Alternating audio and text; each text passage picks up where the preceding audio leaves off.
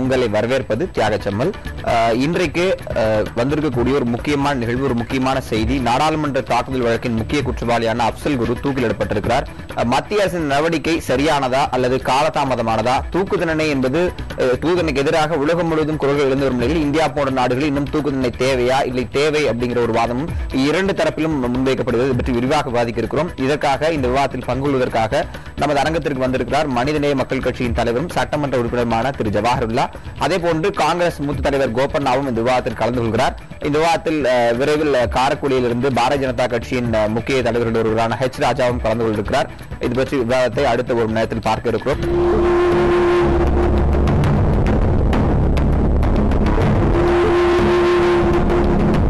இன்றைக்கு வந்திருக்கக்கூடிய இந்த தீர்ப்பு நிறைவேற்றம் பற்றிய செய்தி, இதை பற்றி உங்கள் முதல் கருத்து என்னங்கிறத பதிவு செய்யுங்க. வன்மையாக இந்த செயல்பாட்டை அப்சல் குரு அவர்கள் இன்று காலை 8 மணிக்கு டெல்லியில் உள்ள திஹார் சிறையில் தூக்கிலிடப்பட்டதை வன்மையாக கண்டிக்கின்றோம்.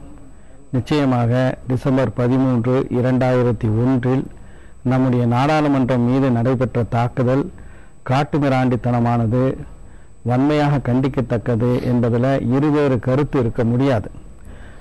அந்த தாக்குதலில் ஈடுபட்ட பயங்கரவாதிகள் நாடாளுமன்ற வளாகத்திற்குள்ள வைத்தே கொல்லப்பட்டு விட்டார்கள். அதற்கு பிறகு அப்சல் குரு உட்பட 4 பேரை கைது செய்கிறார்கள். அந்த வழக்கு விசாரணை நீதிமன்றத்தில் நடைபெற்று அதில் அப்சல் குருவுக்கு தன்னை தற்காத்துக் கொள்வதற்கான சரியான வழக்கறிஞர்கள் கூட ஏற்பாடு செய்யப்படாத ஒரு நிலையில் உச்ச நீதிமன்றம் அவருக்கு தூக்கு தண்டனை வழங்குகிறது. தூக்கு தண்டனை வழங்கும் போது மிக முக்கியமாக கவனிக்க வேண்டிய விஷயம் என்னவென்றால், அப்சல் குருவுக்கு நேரடியாக இந்த நாடாளுமன்ற தாக்குதலில் தொடர்பில்லை.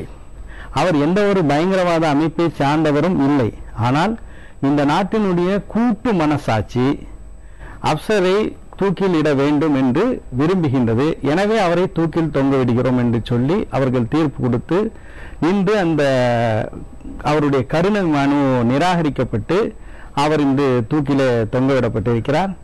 எப்படி அந்த விசாரணை சட்டப்பூர்வமாக நடைபெறவில்லையோ அதே போன்று மர்மமாக வைக்கப்பட்டு அவருடைய உறவினர்களுக்கு கூட அந்த உடல் கொடுக்கப்படாமல் அது நல்லடக்கம் செய்யப்பட்டிருப்பது வன்மையாக கண்டிக்கத்தக்க ஒரு செயலாக நாங்கள் பார்க்கிறோம். தொடர்ந்து பேசலாம். அடுத்த காங்கிரஸ் கட்சியின் மூத்த தலைவர் ஒருவர் கோபண்ணா இருப்பார். கோபண்ணா, இன்றைக்கு இந்த தண்டனை நிறைவேற்றப்பட்டிருப்பது கூட உங்களுடைய முதல் கருத்து என்னங்கிறத பதிவு செய்யுங்க. டிசம்பர் 13, 2001 பாஜக ஆட்சி நடைபெற்ற போது இந்திய நாடாளுமன்றத்தை பாகிஸ்தான் பயங்கரவாதிகள் 5 பேர் கொண்ட தீவிரவாத கும்பல் மிகப்பெரிய தாக்குதலை நடத்தியிருக்காங்க. இந்த நாட்டில் மிக உயர்ந்த ஒரு அமைப்பு, நிர்வாக அமைப்பு நாடாளுமன்றம். அன்றைக்கு நாடாளுமன்றத்திலே 200 நாடாளுமன்ற உறுப்பினர்கள் இருந்திருக்கிறார்கள். இந்த நாட்டின் மிக உயர்ந்த அரசியல் தலைவர்கள் எல்லோரும் அந்த நாடாளுமன்றத்துக்குள் இருந்திருக்காங்க. இந்திய ஜனநாயகத்தின் ஜீவநாடியாக கருதப்படுகிற நாடாளுமன்றம் அன்றைக்கு தாக்கப்பட்டிருக்கிறது. அந்த தாக்குதல் இந்திய ஜனநாயகத்திற்கு விடப்பட்ட தாக்குதல். 120 கோடி மக்களின் நம்பிக்கைக்குரிய பீடமாக விளங்குகிற அந்த நாடாளுமன்றத்தின் மீது தாக்குதல் நடத்திய அந்த தாக்குதலை முறியடிப்பதற்காக 8 பேர் தங்கள் உயிரை மாய்த்துக் கொண்டிருக்கிறார்கள். ஒரு பெண் உட்பட, ஒரு பத்திரிகையாளர் உட்பட 8 பேர் தங்கள் உயிரை தியாகம் செய்து இந்த தீவிரவாத தாக்குதலை முறியடித்திருக்கிறார்கள். அந்த தீவிரவாதிகள் இன்னைக்கு அந்த தீவிரவாதிகளுக்கு உடந்தையாக இருந்து சதி செயலிலே ஈடுபட்ட அப்சல் குரு இன்றைக்கு தூக்கிலிடப்பட்டிருக்கிறார். சட்டத்தின்படி 2005 அவருக்கு தண்டனை வழங்கப்பட்டிருக்கிறது. 8 ஆண்டுகளாக அவரது கருணை மனு பரிசீலனை செய்யப்பட்டு அதுல இப்ப பாஜக சொல்றாங்க ரொம்ப காலந்தாழ்ந்து நிறைவேற்றப்பட்டதாக சொல்லுகிறார்கள். காங்கிரஸ் தலைமையிலான ஐக்கிய முற்போக்கு கூட்டணி அரசை பொறுத்தவரை குற்றவாளிகள் எந்த மதத்தை சார்ந்தவர்கள், ஜாதியை சார்ந்தவர்கள், இனத்தை சார்ந்தவர்கள் என்று நாங்கள் பார்ப்பதில்லை. சட்டம் என்ன சொல்லுகிறதோ, சட்டம் என்ன வழிமுறையை அனுமதிக்கிறதோ அந்த அடிப்படையிலே வரிசை கிரமமாக காத்திருப்போர் பட்டியல் 28 பேர் இருக்காங்க. அதுல 27வது அப்சல் குரு. 26 பேர் மீது முடிவெடுக்காமல் 27வது பேரை அவர் இஸ்லாமிய சமுதாயத்தை சேர்ந்தவர் என்பதற்காக நாங்கள் அவசரமாக தூக்கிலிட முடியாது. அந்த வகையிலே வரிசையாக சட்டம் எப்போது அதற்கான வழிமுறையை வழங்கியதோ அன்றைக்கு இன்றைக்கு குடியரசுத் தலைவர் அந்த கருணை மனுவை நிராகரித்திருக்கிறார். அதன்படி இன்றைக்கு அந்த தண்டனை நிறைவேற்றப்பட்டிருக்கிறது. ஆக இன்றைக்கு ஒரு கொடிய செயலுக்கு துணை போன ஒருவர் அதற்குரிய தண்டனையை பெற்றிருக்கிறார். அந்த கொடிய செயலை செய்தவர்களை நமது பாதுகாப்பு படை வீரர்கள் அன்றைக்கு கொண்டிருக்கிறார்கள். அதிலே 8 பேர் உயிர் தியாகம் செய்திருக்கிறார்கள். ஆக இந்த நிறைவேற்றம் என்பது இன்றைக்கு வரவேற்பு. பாரதிய ஜனதா கட்சி இதை காலதாமதத்திற்கு விடப்பட்ட மிகப்பெரிய சவால். இது காலதாமதமான முடிவு என்ற பாரதிய ஜனதா கட்சியுடைய விமர்சனத்துக்கு நீங்க பதிலளித்திருக்கிறீர்கள். ஆனால் ஒரு பொதுவான களத்தில் கூடிய கேள்வி என்னன்னா, அஜ்மல் கசாபுக்கு தூக்கு தண்டனை விதித்தது, அதைத் தொடர்ந்து வெர்மா கமிட்டியில் பெண்களுக்கு நடந்த குற்றங்களில் ஈடுபடுபவர்களுக்கு மரண தண்டனை போன்ற விஷயங்களை செய்தது, அறிவிப்புகளை கொண்டு வந்து இந்த சட்டத்தை கொண்டு வந்தது. தற்போது அஜ்மல் கசாப்பினுடைய அந்த தூக்கு தண்டனை, இதெல்லாம் பார்க்கும்போது இந்த தூக்கு தண்டனை இதை மையமாக வைத்து மக்கள் கவனத்தை திசை திருப்பி வேறொரு அரசியலை காங்கிரஸ் கட்சி நடத்துகிறது அப்படின்ற ஒரு குற்றச்சாட்டு வைக்கப்படுது. இதுக்கு உங்களுக்கு பதில் என்ன? இல்ல எதற்கெடுத்தாலும் மத்திய அரசின் மீது பழி போடுவது, கலங்கம் கற்பிப்பது, அவதூறு கூறுவது என்பது சிலருக்கு பொழுதுபோக்கு. ஆனால் எங்களை பொறுத்தவரை சட்டம் என்ன சொல்லுகிறதோ, சட்டம் எதை அனுமதிக்கிறதோ, சட்டம் எதை செய்ய சொல்லுகிறதோ அதைத்தான் மத்திய அரசு செய்கிறது. இதுல எங்களுக்கு பாகுபாடு கிடையாது. இப்போ பாஜக ஒரு அரசியல் உள்நோக்கத்திற்காக இதன் மூலமாக தனது அரசியல் ஆதாயம் தேடுகிற முயற்சியில இது போன்ற குற்றச்சாட்டை கூறுகிறதே தவிர, எங்களை பொறுத்தவரை அவர்கள் யாராக இருந்தாலும் குற்றம் செய்தவர்கள், உச்சநீதிமன்றத்தாலே தண்டிக்கப்பட்டவர்கள், கருணை மனு நிராகரிக்கப்பட்ட பிறகு குடியரசுத் தலைவர் அதற்கான அனுமதியை வழங்கிய பிறகு அந்த உள்துறை அமைச்சகம் அந்த தண்டனையை இன்றைக்கு நிறைவேற்றி இருக்கிறது. அவ்வளவுதான். கோபனா, பாரதிய ஜனதா கட்சி மேலையும் குற்றச்சாட்டுகளை முன்வைக்கிறீர்கள். அதுக்கான பதிலை திரு எச் ராஜா விரைவில் இந்த விவாதத்தில் முன்வைக்கிறார். அவரிடம் கேட்கலாம். தொடர்ந்து நீங்க இணைப்பில் இருங்க. இந்த விஷயத்தில், இந்த தூக்கு தண்டனை விவகாரத்தில் காங்கிரஸ் கட்சி, பாரதிய ஜனதா கட்சி, தேசத்தினுடைய 2 பெரிய தேசிய கட்சிகள், இவருடைய நிலைப்பாட்டையும் அணுகுமுறையும் நீங்க எப்படி பாக்குறீங்க? இந்த 2 கட்சிகளும் ஒரே நேர்கோட்டிலே இருக்கின்றார்கள். பாஜக தலைமையிலான ஒரு மத்திய அரசு இன்று ஆட்சியில் இருந்தால் எதை செய்திருக்குமோ அதை தான் காங்கிரஸ் தலைமையிலான ஆட்சி இன்று செய்திருக்கின்றது. அதாவது பாராளுமன்ற தாக்குதல் என்பது நிச்சயமாக ஜனநாயகத்தின், நம்முடைய இந்திய இறையாண்மைக்கு விடப்பட்ட ஒரு மிகப்பெரிய சவால் என்பதில் இரண்டாவது கருத்து நிச்சயமாக இருக்க முடியாது. ஆனால் அதே நேரத்தில் நமக்கென்று சட்ட விதிமுறைகள் இருக்கின்றது, சட்ட பரிபாலன முறைகள் இருக்கின்றது. இப்ப அப்சல் குரு உண்மையிலேயே இந்த நாடாளுமன்ற தாக்குதலில் ஈடுபட்டு இருந்தால் அவருக்கு தண்டனை கொடுப்பதில் யாருக்கும் எந்த விதமான இரண்டாவது கருத்து இருக்க முடியாது. அப்சல் குரு யார் என்பதை பார்க்க வேண்டும். 1993 காஷ்மீரை சேர்ந்த அவர் சரண்டர் ஆகிறார். அதாவது பாதுகாப்பு படையினரிடம் சரணடைந்த பிறகு பாதுகாப்பு படையினர் அவரை தங்களுடைய கைவசம் வைத்துக் கொண்டு பல்வேறு செயல்பாடுகளுக்கு பயன்படுத்துகிறார்கள். அந்த அடிப்படையிலே தான் இந்த நாடாளுமன்ற தாக்குதல் நடைபெறுவதற்கு சில நாட்களுக்கு முன்பு அந்த எஸ்டிஎஃப் என்று சொல்லக்கூடிய சிறப்பு ஸ்பெஷல் டாஸ்க் போர்ஸ், அந்த எஸ்டிஎஃப் ஒரு டெப்டி சூப்பரண்டன்ட் முகமது என்பவரை இவரை டெல்லிக்கு நீ அழைச்சிட்டு செல்ல வேண்டும், ஒரு அம்பாசிடர் கார்லன்னு சொல்லி அனுப்புறார். முகமது என்பவர் யார் என்று தெரியாது. இதுதான் அப்சல் குருக்கு உள்ள பங்களிப்பு. இதை வைத்துக்கொண்டு அவருக்கு கூட்டு மனசாட்சியின் அடிப்படையில், அதாவது நான் ஏற்கனவே குறிப்பிட்டது போல அவர் தீவிரவாத கும்பலை, பயங்கரவாத கும்பலை சேர்ந்தவர் இல்லை என்று உச்ச நீதிமன்றம் சொல்லுது. ஒரே ஒரு நிமிடம் முடிச்சிடுறேன். நம்ம நாட்டில் நீதி பரிபாலன அமைப்புல ஒரு பொதுவான ஒரு நீதி உண்டு. Benefit of doubt should be given அப்படின்னு சொல்றாங்க. சந்தேகத்திற்கு இடமான விஷயத்துல நன்மையின் பலன் குற்றச்சாட்டப்பட்டவர் மீது கொடுக்கப்பட வேண்டும் என்று. இது அப்சர் குரு தான் பல்வேறு உபகரணங்களை இந்த தாக்குதலுக்காக வேண்டி வாங்கினார், வாங்கி கொடுத்தார் என்பது ஒரு குற்றச்சாட்டு. இப்ப உதாரணமாக ஒரு சைனைடை வாங்கி கொடுத்தாருன்னா அந்த கடைகளை போய் அந்த கடைக்காரரை ஒரு ஐடென்டிபிகேஷன் பரேட் நடத்துவாங்க. 10-20 பேர் நிறுத்துவாங்க, உன்ட்ட போடுவாங்க யாருன்னு காட்டுவாங்க. அப்படியா இதுல நடைபெற்றது? இல்ல. என்னோட கேள்வி நீங்க சொல்ற பதில், இப்ப சட்டப்பூர்வமான விசாரணை நடைபெறவில்லை, இப்ப சட்டப்பூர்வமாக தூக்குதல் நிறைவேற்றப்படவில்லை ஒரு வாதம் தனியா வச்சிருக்கீங்க. சட்டப்பூர்வ விசாரணை நடைபெறவில்லை சொல்றீங்களே, அதை எப்படி நீங்க நியாயப்படுத்துறீங்க? சட்டப்பூர்வ விசாரணை நடைபெறவில்லை, ஒரு நீதிமன்றம் வழக்கு விசாரித்து ஒரு தீர்ப்பு வழங்கும் போது சட்டப்பூர்வம் நடைபெறவில்லைங்கிற வாதம் எந்த தரப்பில் வைக்கப்படுது? நிச்சயமாக இதை பல தரப்பிலே வைத்திருக்கிறார்கள். PUCL என்று சொல்லக்கூடிய மக்கள் சிவில் உரிமை கழகத்தினுடைய தலைவராக இருந்த KG கண்ணபிரான் மிக தெளிவாக இதை பற்றி ஒரு ஆய்வு கட்டுரையை எழுதியிருக்கிறார். ட்ரையல் கோர்ட்ல கிட்டத்தட்ட 80 விட்னஸ்ல ஐ விட்னஸ் என்று ப்ராசிக்யூஷன் டைப்ல அரசு தரப்புல கொண்டு வந்த சாட்சிகளில் ஒருவர் கூட அப்சல் குருக்கு நேரடியாக இந்த பாராளுமன்ற தாக்குதல் என்ற அந்த கொடுஞ்செயலிலே பங்கு உண்டு என்று ஒருவர் கூட சாட்சியம் கொடுக்கவில்லை. ட்ரையல் கோர்ட்ல இவர் விரும்பக்கூடிய அப்சல் குரு விரும்பக்கூடிய வழக்கறிஞரை வைத்துக் கொள்வதற்கு நீதிமன்றம் மறுப்பு தெரிவிக்கின்றது. இப்படியாக நான் அடுக்கிக் கொண்டே போகலாம். இன்னொன்றையும் நான் சொல்லிக்கொள்ள விரும்புகின்றேன்.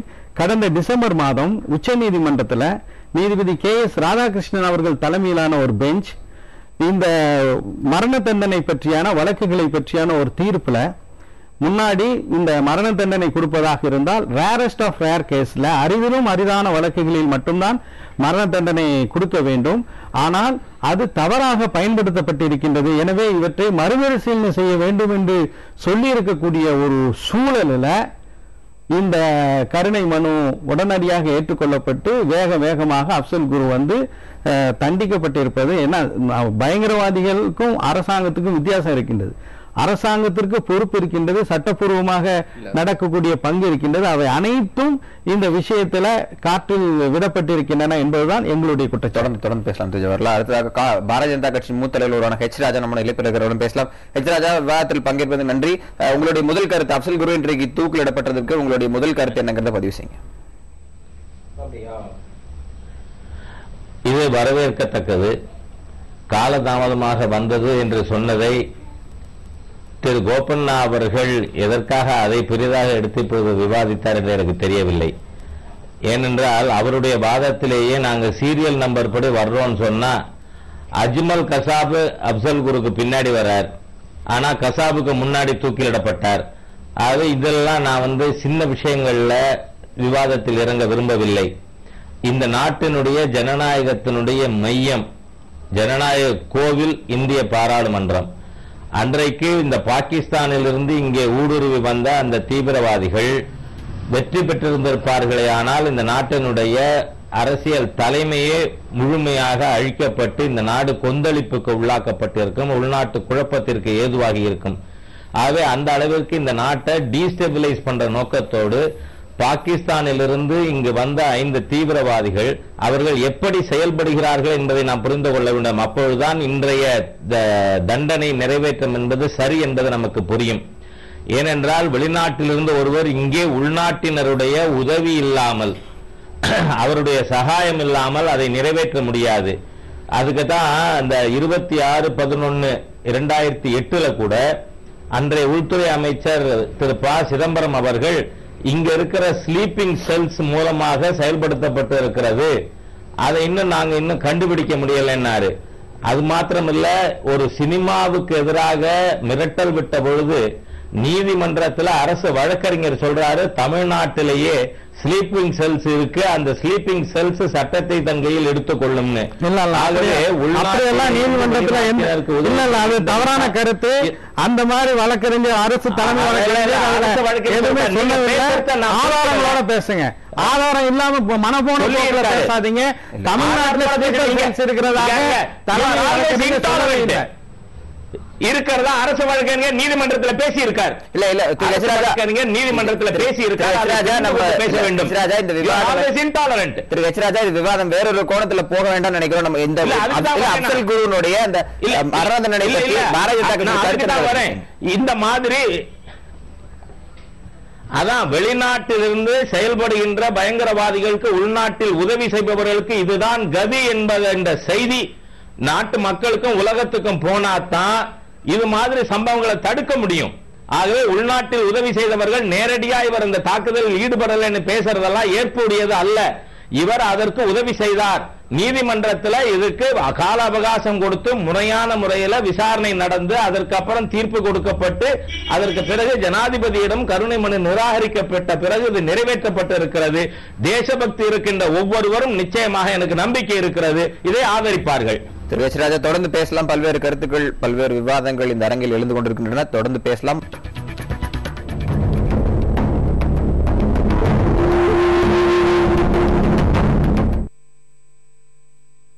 தற்போது விவாதத்தில் திரு விடுதலை ராஜேந்திரன் இணைந்திருக்கிறார். அவரிடம் முதலில் அவரது கருத்தை கேட்கலாம். இன்றைக்கு அப்சல் குருனுடைய தூக்குதல் நிறைவேற்றப்பட்டிருப்பது பற்றி உங்களுடைய முதல் கருத்தை பேசி. இது மிகவும் வன்மையாக ஒரு கண்டிக்கத்தக்க ஒரு முடிவு என்று நான் சொல்லுகிறேன். இது ரொம்ப அதிர்ச்சி அடைய வைத்திருக்கிறது. தேவையில்லாமல் இப்ப காஷ்மீர் பிரச்சனையை கிளறி விட்டு இந்தியாவில் ஒரு பதட்டமான சூழ்நிலை உருவாக்குவதற்கான ஒரு வாய்ப்பை அவர்கள் உருவாக்கி இருக்கிறார்கள். இது பற்றி பல்வேறு இந்த தூக்கு தண்டனை போடக்கூடாது என்பதற்கு பல்வேறு வாதங்கள் இருக்கிறது. குறிப்பாக நீண்ட காலம் தூக்கு தண்டனை விதிக்கப்பட்டு சிறையில் இருக்கிற ஒரு கைதிக்கு தூக்கு தண்டனை போடக்கூடாது என்று பல்வேறு தீர்ப்புகள் ஏற்கனவே உச்சநீதிமன்றத்தில் வழங்கப்பட்டிருக்கிறது. அது சம்பந்தமான வழக்குகள் இப்போது உச்சநீதிமன்றத்தில் நிலுவையில் இருந்து கொண்டிருக்கிறது. எனவே நிலுவையில் இருந்து கொண்டிருக்கும் போது வழக்கு விசாரணை உச்சநீதிமன்றத்தில் நிலுவையில் இருந்து கொண்டிருக்கும் போது இப்படி திடீரென்ற ஒரு முடிவை எடுத்து இவர்கள் இப்படி தூக்கு தண்டனை போடுவது என்பது உச்சநீதிமன்றத்திலே ஒரு செயல்பாடுகளிலும் குறுக்கிடுகின்ற ஒரு நடவடிக்கையாக தான் கருத வேண்டியிருக்கிறது. தொடர்ந்து பேசலாம் திரு விஜயேந்திரன். கோபண்ணா, உங்களிடம் அடுத்த கேள்வி. அதாவது பாரதிய ஜனதா கட்சிக்கு இருக்கக்கூடிய ஒரு கணிசமான ஓட் சதவீதம், ஒரு கணிசமான ஓட் பேங்கை உங்கள் வசம் திருப்புவதற்காக இது போன்ற நடவடிக்கைகளை தொடர்ந்து ஈடுபடுறீங்க. அதாவது அஜ்மல் கசாபோட தூக்கு தண்டனை தொடங்கி இன்றைக்கு அப்சல் குரோட தூக்கு தண்டனை வரைக்கும் காங்கிரஸ் கட்சியோட ஒரு தேர்தல் யுக்தி அப்படின்ற ஒரு குற்றச்சாட்டு வைக்கப்படுது. இதுக்கு உங்களுடைய பதில் என்ன? காங்கிரஸ் கட்சியை பொறுத்த வரைக்கும் இது போன்ற விஷயங்கள்ல அரசியல் உள்நோக்கத்தோடு நாங்கள் முடிவெடுப்பது கிடையாது. அருமை நண்பர் ஜவஹர்லால் அவர்கள் சொன்னார்கள், நாடாளுமன்ற தாக்குதல் என்பது காட்டுமிராண்டித்தனமான செயல் என்று சொல்கிறார். ஆனால் அந்த செயலுக்கு துணை போன அந்த சதியில் ஈடுபட்ட ஒருவர் இன்றைக்கு நீதிமன்றத்தாலே தண்டிக்கப்பட்டிருக்கிறார். அது 2001 பாஜக ஆட்சியில இந்த வழக்கு தொடக்கப்பட்டு இன்றைக்கு 2005 அதுக்கு தீர்ப்பு வழங்கப்பட்டது. முதலிலே விரைவு நீதிமன்றம், அதுக்கு பிறகு உயர் நீதிமன்றம், உச்ச நீதிமன்றம் என்று படிப்படியாக எல்லா நீதிமன்ற வாய்ப்புகளும் வழங்கப்பட்டு இறுதியாக உச்ச நீதிமன்றம் இந்த தண்டனையை வழங்கி இருக்கிறது. உச்ச நீதிமன்றம் தண்டனையை வழங்கிய பிறகு அதை பற்றி ஒரு பட்டிமன்றம் நடத்துவது, வேணால் தூக்கு தண்டனை வேண்டுமா வேண்டாமா என்று ஒரு கருத்தரங்கம் நடத்தலாம். அது ஒரு ஆரோக்கியமான ஒரு செயலாக நான் ஏற்றுக்கொள்ள முடியும். ஆனால் தண்டனை நீதிமன்றத்தாலே சட்டத்திலே தூக்கு தண்டனைக்கு வழிமுறை இருக்கிறது. அரிதிலும் அரிதான வழக்குகளிலே தூக்கு தண்டனை வழங்குவது என்பது சட்டம் ஏற்றுக்கொண்டிருக்கிறது. சட்டம் ஏற்றுக்கொண்ட ஒன்றை நீதிமன்றம் இன்றைக்கு அந்த தூக்கு தண்டனை வழங்கி இருக்கிறது. அதன்படி அதாவது அவர்கள் செய்த கொடூர செயல் என்னன்னா, ஒரு அம்பாசிடர் காரில் அன்றைக்கு உள்துறை அமைச்சகத்தினுடைய லேபிளை ஒட்டி கொண்டு சிவப்பு விளக்கு பொருத்தப்பட்ட சுழல் விளக்கு பொருத்தப்பட்ட காரில் உள்ளே வந்து ஒரு அரசு வாகனம் போல அவர்கள் உள்ளே வந்து கிட்டத்தட்ட 30 கிலோ RDX மருந்து, கையெறி குண்டுகள், AK-47 துப்பாக்கிகளோடு அவர்கள் உள்ளே சென்று தாக்குதலை நடத்தி வெற்றி பெற்றிருப்பாரையானால் ஜனநாயகத்துக்கு மிகப்பெரிய ஒரு மரணடி அன்றைக்கு ஏற்பட்டிருக்கும். ஒரு நாடு, நம்ம நாட்டு மீது அந்நிய நாடு போர் தொடுக்கும் போது ஏற்படுகிற இழப்பை விட நாடாளுமன்ற தாக்குதலில் அவருடைய கருத்துக்கு நான் சில விளக்கங்களை கொடுக்க வேண்டியிருக்கு. உச்சநீதிமன்றம் ஒருவருக்கு தூக்கு தண்டனை வழங்கிவிட்ட உடனே தூக்கு தண்டனை கொடுக்க வேண்டும் என்பதெல்லாம் கிடையாது. உச்சநீதிமன்றம் தூக்கு தண்டனை வழங்கியதற்கு பிறகு குடியரசுத் தலைவரிடம் கருணை மனு போடுவதற்கு அனுமதி இருக்கிறது. குடியரசுத் தலைவர் கருணை மனுவை நிராகரித்த பிறகும் கூட அது நிராகரிப்பு சரியா இல்லையா என்பதை மீண்டும் உச்சநீதிமன்றம் விசாரிப்பதற்கும் இப்பொழுது வாய்ப்புகள் இருக்கிறது. எனவே இந்த நடவடிக்கைகள் எல்லாம் முழுமையாக நீங்கள் மறுத்துவிட்டு உச்சநீதிமன்றம் தீர்ப்பு வழங்கிவிட்டது, நாங்கள் உடனே அதை நிறைவேற்ற வேண்டும் என்று சொல்வது ஏற்றுக்கொள்ளக்கூடிய ஒரு வாதம் அல்ல. இரண்டாவது, அரிதிலும் அரிதான வழக்கு என்று சொல்லப்படுகிற வழக்கு, அந்த அரிதிலும் அரிதான வழக்கு ஒரு கான்ஸ்டிடியூஷன் பெஞ்ச் 1980ஆம் ஆண்டு அரசியல் நிர்ணய சபை குழு உருவாக்கிய அந்த பெஞ்சில் என்ன சொல்லப்பட்டிருக்குன்னு சொன்னா, அரிதிலும் அரிதான வழக்கில் நீங்கள் ஒருவருக்கு தூக்கு தண்டனை வழங்குகிற போது குற்றத்தை மட்டும், அது எவ்வளவு கொடுமையான குற்றமாக இருந்தாலும் குற்றத்தை மட்டும் பார்க்க கூடாது, குற்றம் செய்வருடைய பின்னணியையும் பார்க்க வேண்டும் என்று சொல்லி இருக்கிறது. ஆனால் 1980ஆம் ஆண்டு உச்சநீதிமன்றம் அந்த வழங்கிய தீர்ப்பையே 1996ஆம் ஆண்டு ஒரு அரசியல் நிர்ணய குழு சபை நிர்ணய நீதிமன்றம் வழங்கிய தீர்ப்பை 2 பேர் அடங்கிய உச்சநீதிமன்றம் அதை மீறி அந்த தீர்ப்புக்கு நேர் எதிராக குற்றச்செயலை தான் பார்க்க வேண்டுமே தவிர குற்றவாளியின் பின்னணியை பார்க்க வேண்டிய அவசியம் இல்லை என்று ஒரு தவறான விளக்கத்தை கொடுத்து, அதற்கு பிறகு கடந்த 9 ஆண்டுகளாக இந்த தவறான விளக்கத்தின் கீழ் பல்வேறு தூக்கு தண்டனைகள் வழங்கப்பட்டு இருக்கின்றன. இதை நான் சொல்லவில்லை. இந்தியா முழுவதும் இருக்கிற உச்சநீதிமன்ற உயர்நீதிமன்ற நீதிபதிகள் தனித்தனியாக இப்பொழுது குடியரசுத் தலைவராக வந்திருக்கிற பிரணாப் முகர்ஜிக்கு ஒரு கடிதம் எழுதி 9 ஆண்டுகளாக அரிதிலும் அரிதான வழக்கு என்பதற்கு உச்சநீதிமன்றம் வரையறுத்த வரையறை மீறப்பட்டு தவறான தூக்கு தண்டனை வழங்கப்பட்டிருக்கிறது, இது குடியரசுத் தலைவர் பரிசீலிக்க வேண்டும் என்று எழுதியிருக்கிறாங்க. இப்ப அந்த கீழ் இவருடைய இந்த அப்துல் குழு குடும்ப பின்னணியை நீங்க கவனத்தில் எடுத்துக்கிட்டீங்கன்னா அவருடைய குடும்ப பின்னணி அவர் விடுதலை அவசியம் இருக்கு. ஆனா இதெல்லாம் நீங்க மன்னிக்கலாம். அதாவது இவர் சொல்லுகிற வாதங்கள் எல்லாம் நீதிமன்றத்தில் பரிசீலிக்கப்பட்டுதான் இந்த முடிவு வந்திருக்கு. ஏன்னா நீதிமன்றத்தில் முடிவு செய்த பிறகு நீங்கள் இதை விவாதித்துக் கொண்டிருப்பதால எந்த பலனும் கிடையாது. ஏன்னா நீதிமன்றத்தில் இந்த கருத்துக்கள் சொல்லப்பட்டிருக்கு. நீங்க வந்து சொன்னீங்க, நீ உச்ச நீதிமன்றத்தில் இந்த தீர்ப்பு சொன்ன பிறகு இதை பற்றி எந்த விமர்சனம் வைக்க கூடாதுன்னு சொன்னீங்க. உச்ச நீதிமன்றம் ஒரு நிமிடம் நான் முடிச்சதான் அப்புறம் நீங்க பேசுங்க.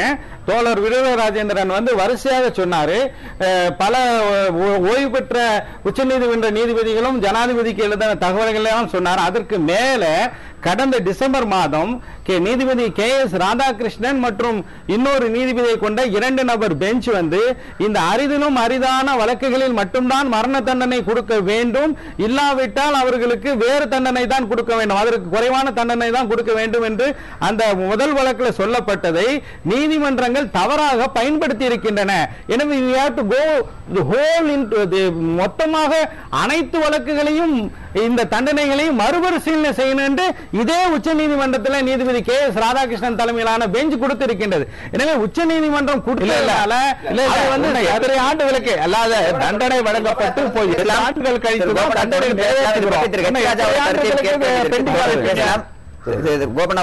தொடர்ந்து பேசலாம். கேட்டிருப்பீங்க. இப்ப என்னுடைய நேரடியான கேள்வி, காங்கிரஸ் கட்சி பாரதிய ஜனதா கட்சிக்கு இருக்கக்கூடிய ஒரு குறிப்பிட்ட வாக்கு வங்கியை தங்கள் வசம் திருப்புவதற்கு இது போன்ற நடவடிக்கை ஈடுபடுறார்கள் ஒரு குற்றச்சாட்டு பாரதிய ஜனதா கட்சி தரப்புல, பாரதிய ஜனதா கட்சிக்கு அப்பாற்பட்ட தரப்புல வைக்கப்படுது. இந்த 2 கட்சிகள் மீது விமர்சனம் வைக்கக்கூடியவர்களுடைய விமர்சனமாக இது இருக்கு. இதுக்கு உங்களுடைய பதில் என்ன? நான் இந்த மாதிரியாக முக்கியமான பயங்கரவாதத்திற்கு எதிரான நடவடிக்கை விஷயத்துல பாரதிய ஜனதா கட்சி இதுல காங்கிரஸ் கட்சியை அரசியல் உள்நோக்கம் கற்பிக்க விரும்பவில்லை. ஏனென்று சொன்னால் நாட்டினுடைய பாதுகாப்பு கருதி பயங்கரவாதத்திற்கு உறுதுணையாக இருந்த ஒரு நபருக்கு இந்த நாட்டினுடைய சட்ட விதிமுறைகளின்படி வழக்குகள் நடந்து உச்ச நீதிமன்றமே இதிலே ஒரு முறைக்கு மேலாக பல முறை இதிலே கருத்து சொன்ன பிறகு ஜனாதிபதி அவர்கள் கருணை மனுவை நிராகரித்த பிறகு இந்த தண்டனை நிறைவேற்றப்பட்டிருக்கிறது. 2005 2013 வரை என்னவோ திடீர்னு உச்ச நீதிமன்றம் தீர்ப்பு சொன்ன உடனே தூக்குல போட்டது மாதிரியா பேசுறது முறையாகாது. இரண்டாவது, நம் நாட்டில் ஒரு போக்கு, இது ஏதோ மரண தண்டனை இருக்க வேண்டுமா வேண்டாமா என்கின்ற விவாதமாக தெரியவில்லை. ஏனென்று சொன்னால் இப்பொழுது டெல்லியிலே நடந்த கற்பழிப்பு சம்பவத்தில் ஒரு யுனானிமிட்டியே இருந்தது, இம்மாதிரியான குற்றத்திற்கு நிச்சயமாக மரண தண்டனை கொடுக்கப்பட வேண்டும்னு. ஆனால் வருந்தத்தக்க விஷயம் என்னவென்று சொன்னால், நக்சலைட்டுகளும் ஜிகாதி பயங்கரவாதிகளும் தண்டிக்கப்படும் பொழுதெல்லாம் ஒரு சிலர் மனிதாபிமானம் பற்றி மனித உரிமை பற்றி எல்லாம் பேசி கூக்குரல் எழுப்புவது என்பது ஆரோக்கியமாக தெரியவில்லை. இந்த நாட்டினுடைய பாதுகாப்பு அத்தியாவசியமானது, முக்கியமானது. ஆகவே எந்த அரசியல் உள்நோக்கமும் நான் அரசாங்கத்திற்கோ காங்கிரஸ் கட்சிக்கோ கற்பிக்க விரும்பவில்லை. இன்று எடுத்திருக்கின்ற இந்த நடவடிக்கை 8 ஆண்டு காலம் ஆனது என்கின்ற காரணத்தால் இட் இஸ் டிலேடுங்கிற வார்த்தை நாங்க சொன்னதுக்கு காரணம் இப்ப வந்து என்ன, அதனால்தானே ஒழிய வேறு எந்த விதத்திலும் அரசாங்கத்தை குறை சொல்ல மாட்டோம்.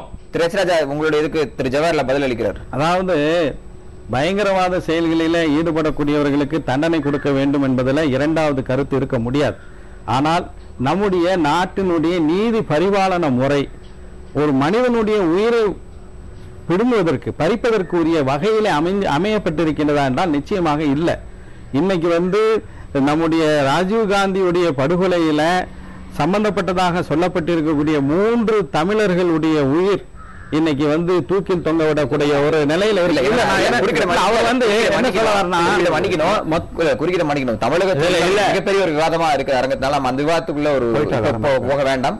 தற்போது அப்சல் குருனுடைய அது சம்பந்தப்பட்ட விவாதத்தில் இது வந்து சூழல் இது மிகப்பெரிய ஒரு விவாதமா இருக்கு. இதுல உங்க தரப்பு சரி இல்ல, நான் என்ன சொல்ல வரேன்னா, பாரபட்சமான முறையில நாம் இந்த விஷயத்தை நான் பேசவில்லை.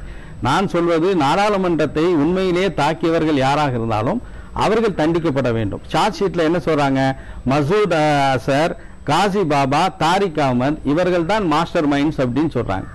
இவர்களை அவர்கள் எந்த நாட்டில் இருந்தாலும் கொண்டு வந்து தண்டிப்பதில் எந்த விதமான இருவேறு கருத்துக்கு இடம் இருக்க முடியாது. ஆனால் அப்சர் குழுவை பொறுத்த வரைக்கும் உச்ச நீதிமன்றமே என்ன சொல்லுது, அவருக்கு நேரடியாக இந்த தாக்குதலில் இடம் இல்லை என்று மிக தெளிவாக சொல்லி இருக்கின்றது. அது ஒன்று. இரண்டாவதாக, இந்த இன்வெஸ்டிகேஷன் ஆபீசர் இருக்கார் பாருங்க, டெல்லி காவல்துறையை சேர்ந்த அந்த இன்வெஸ்டிகேஷன் ஆபீசர் மிக பெரிய அளவில் ஜோடனைகளை போட்டு அப்சல் குருவுக்கு எதிராக இதை ஜோடித்திருக்கிறார்.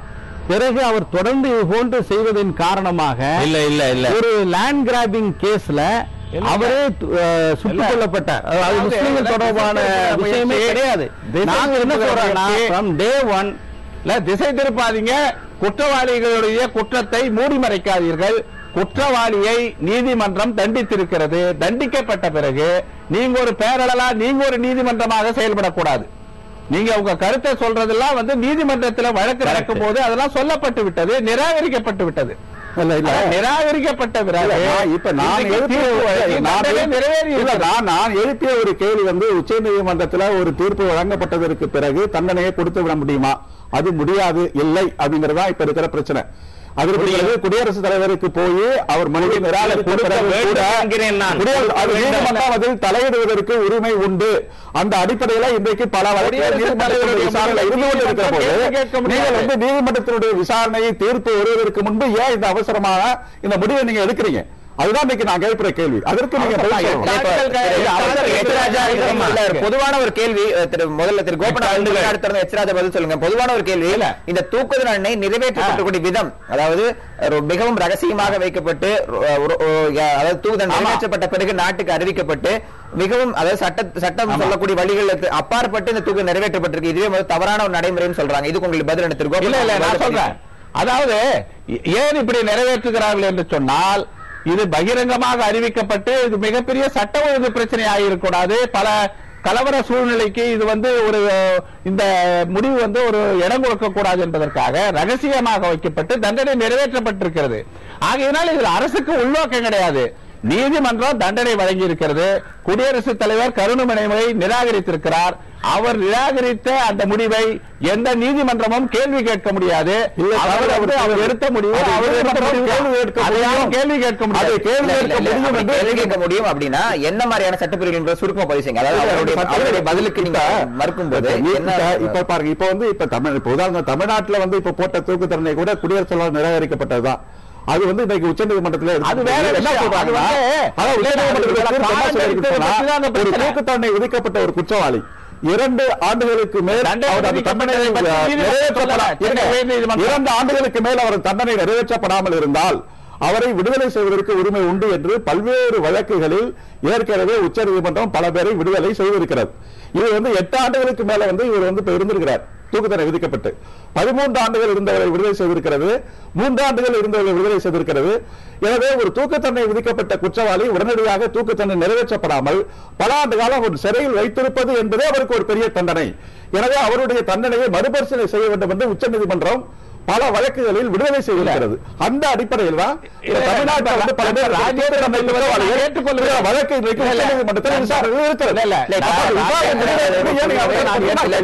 பின்னணி என்பது ஒரே இந்த குற்ற பின்னணி என்பது இப்ப ஒரு பாராளுமன்ற மையமான அரசியலமைப்பினுடைய மையமாக திகழக்கூடிய பாராளுமன்றத்தை தாக்கக்கூடிய அந்த குற்ற பின்னணி என்பது அவ்வளவு எளிதான ஒரு குற்றம் எடுத்து இது மிக மோசமான ஒரு குற்றம். நான் சொல்றேன், நாடாளுமன்றத்தை தாக்குவது என்பது யாருமே ஏற்றுக்கொள்ள முடியல, மிக மோசமான ஒரு குற்றம். ஆனால் இந்த குற்றத்தை செய்தவர்கள் 5 பேரும் அந்த இடத்திலே சுட்டுக் கொல்லப்பட்டு விட்டார்கள். இந்த குற்றத்திற்கு மாஸ்டர் பிரெயின், இதற்கு பின்னணியில் இருந்து செயல்பட்டவர்கள் என்று வழக்கு குற்றச்சாட்டு பதிவில் சொல்லப்பட்டவர்கள் இப்போது வேற ஒரு நாட்டில் அவங்க சுதந்திரமா இருந்து கொண்டு இருக்கிறார்கள். இப்ப அரசாங்கம் இதற்கு யாராவது பிடித்து ஒரு வழக்கு போட வேண்டும் என்று 4 பேரை பிடித்து வழக்கு போடுகிறார்கள்.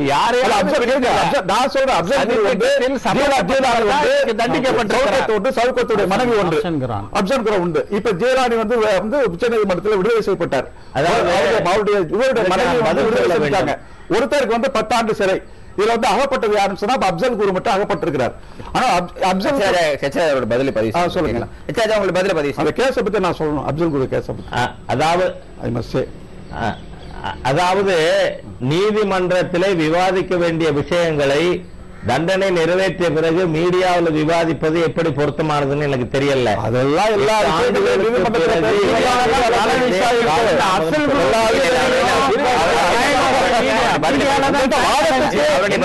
வாதத்திற்கு பதில் இருந்தால் நான் பதில சொல்லி முடிச்சிடுறேன். நான் பதில் சொல்லிடுறேன். சொல்லுங்க. அதாவது அடிப்படையில பயங்கரவாதிகளுக்கு எந்த விதத்தில் சிறிய அளவிலாவது உதவினால் கூட அது உச்சபட்ச தண்டனைக்கு உள்ளான குற்றமாக கருதப்படும் என்கின்ற செய்தியை அனுப்ப வேண்டியது அவசியமாகிறது. நாம ஒரு விஷயத்தை கருத்தில் வைத்திருக்க வேண்டும். ஒரு தனி மனிதன் குற்றம் செய்தால் அவனுக்கு எதிராக சாட்சியங்களை கொண்டு வந்து தண்டனை வாங்கி கொடுப்பது சுலபம். ஆனால் பயங்கரவாத இயக்கங்கள், நக்சல்வாத இயக்கங்கள் போன்றவர்களுக்கு எதிராக சாட்சிகளை கொண்டு வந்து கூட நிரூபிப்பது மிக சிரமமான விஷயம். அப்படிப்பட்ட சூழ்நிலையிலே நீதிமன்றத்தினுடைய அனைத்து விதமான நியாயமான நடைமுறைகளும் நடத்தப்பட்டு உச்ச நீதிமன்றம் தீர்ப்பு கொடுத்து ஜனாதிபதி அவர்களுக்கு கடிதம் மனு நிராகரித்த பிறகு அது நிறைவேற்றப்பட்டிருக்கிறது. எனவே இதில் நீதிமன்றத்தினுடைய நடவடிக்கைகள் சட்ட ரீதியாக இல்லை என்று பேசுவது என்பது முறையானதாகாது. ஆகவே இதை நாம் கருத்தில் கொண்டு இதில் அப்சல் குரு விஷயத்தில் 2-3 முறை உச்ச நீதிமன்றம் அதனுடைய கருத்தை தெரிவித்திருக்கிறது, இவர் தூக்கிலிடப்பட வேண்டியவர் என்று. ஆகவே இதுல போய் நாம ஒரு பயங்கரவாதத்திற்கு உதவியவருக்காக வக்காலத்து வாங்குவது என்பது என்னை பொறுத்தவரை உணர்வுபூர்வமாக சரியான விஷயம் அல்ல என்பதுதான். ஒரு அப்சல் குருனுடைய தூக்கு தண்டனை பற்றி பாரதிய ஜனதா கட்சி கருத்து தெரிவிக்கும் போது இந்த தூக்கு தண்டனை வரவேற்கிறோம், அதே சமயம் காலதாமதமான ஒரு முடிவாக இருக்குன்னு சொல்லி அந்த காலதாமதத்துக்கு நீங்க அளிக்கூடிய விளக்கம் என்னங்கிற சுருக்கமா பதிவு செய்யுங்க திரு ராஜராஜன். அதாவது இப்போ 28 பேர் இருக்கு, 27வது இவர் என்றெல்லாம் கருத்து சொல்லப்பட்டது. ஆனால் இவருக்கு பின்னாடி இருக்கக்கூடிய அஸ்மால் கசாபோடது கூட இதற்கு முன்பாக நிறைவேற்றப்பட்டது. அதனால் இந்த சீனியாரிட்டி எல்லாம் சீரியல் நம்பர் படி பார்க்க வேண்டும் என்ற அவசியம் கிடையாது என்பது எங்களுடைய கருத்து.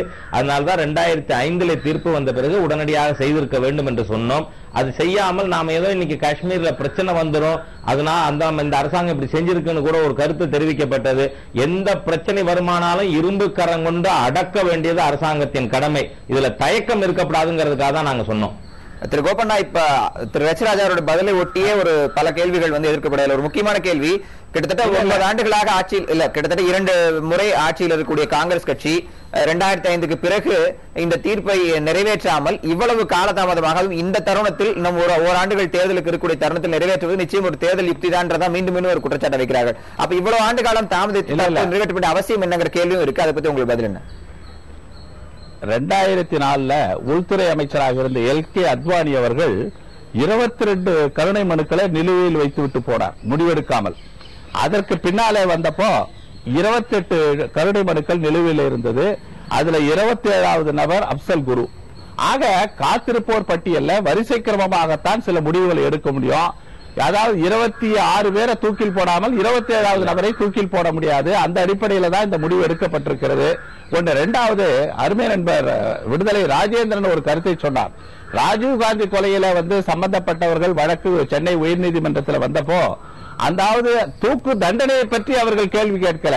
ஏன் இந்த தூக்கு தண்டனையை நிறைவேற்றுவதற்கு இவ்வளவு ஆண்டுகள் காலதாமதமானது, அந்த காலதாமதமானதே ஒரு தண்டனை என்று சொல்லி ஒரு புதிய ஒரு கருத்து அங்கே கூறப்பட்டிருக்கிறது.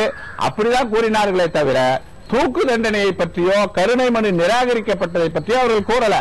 தூக்கு தண்டனை ஏன் நிறைவேற்றப்படவில்லை, ஏன் இவ்வளவு காலதாமதம் என்றுதான் உச்ச நீதிமன்றம் கேள்வி கேட்டிருக்கிறது. ஆக ரெண்டையும் போட்டு சொல்ல வேண்டியது. நான்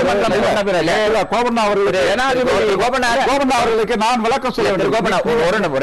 இந்த விவாதம் என்பது தமிழக சூழல்ல ஒரு தனி விவாதமாக தொடர்ந்து போயிட்டு இருக்கனால இந்த விவாதத்தில் அதிகம் நாங்க போக விரும்பல. இருந்தாலும் உங்களுடைய பதில் சொல்றேன். அதாவது நீதிமன்றத்தில் என்ன கேள்வி கேட்கப்பட்டதுன்னு சொன்னா, ஏற்கனவே ஜியான் சிங் எதிர் பஞ்சாப் அப்படிங்கிற ஒரு வழக்குல, டிவி வேதீஸ்வரன் எதிர் தமிழ்நாடு அப்படிங்கிற ஒரு வழக்குல, தயான் சிங் எதிர் இந்திய அரசு என்ற வழக்குல, இந்த 3 வழக்குகளிலும் இவர்கள் தூக்கு தண்டனை விதிக்கப்பட்டவர்களை உச்சநீதிமன்றம் விடுதலை செய்திருக்கு. எதனால விடுதலை செய்திருக்குன்னு சொன்னா, அவர்கள் தூக்கு தண்டனை விதிக்கப்பட்டு பல ஆண்டு காலம் தண்டனை நிறைவேற்றப்படாமலே இருந்திருக்கிறார்கள். அப்படி தண்டனை நிறைவேற்றப்படாமல் இருந்திருப்பது என்பது அவர்களுக்கு வழங்கப்பட்டிருக்கின்ற ஒரு மிகப்பெரிய உளவியல் ரீதியான ஒரு தண்டனை.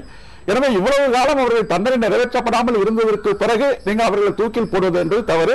எனவே அவர்களை நாங்கள் விடுதலை செய்கிறோம், அதாவது அது சொல்லியிருக்காங்க. இப்ப அந்த அடிப்படையில் தான் நாங்க சென்னை உயர்நீதிமன்றத்தில் இந்த ஏற்கனவே சொல்லப்பட்ட இந்த வழக்குகளை சுட்டிக்காட்டி உச்சநீதிமன்றம் தந்த தீர்ப்பை அந்த மாதிரியான மட்டும் தான் வைக்கிறோம்.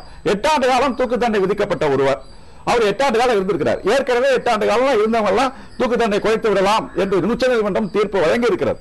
ஆனா அதையெல்லாம் நீங்க ஏன் கவனத்தில் எடுத்துக்கொள்ளாம அவசரமா செய்றீங்களா நான் கேட்கிறேன். கண்டிப்பா திரு தொடர்ந்து பேசலாம்.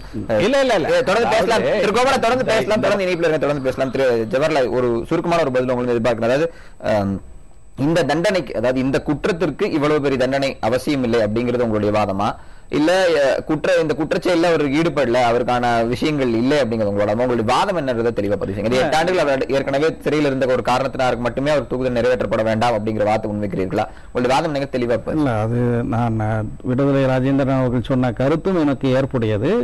ஏனென்றால் தூக்கு தண்டனை நிறைவேற்றுவதற்கு அவர் 3 வழக்குகளை மேற்கோள் காட்டி அதிகமான தூக்கு தண்டனை விதிக்கப்பட்ட பிறகு நீண்ட காலம் அவர்கள் சிறையில் இருந்த பிறகு அவர்களை நீதிமன்றம் தலையிட்டு அந்த தண்டனை குறைத்திருக்கின்றது. அந்த அளவுகோல் அப்சல் குருவுக்கும் பயன்படுத்தப்பட வேண்டும், இனி இருக்கக்கூடியவர்களுக்கும் அதே அளவுகோல் பயன்படுத்தப்பட வேண்டும் என்பது ஒன்று.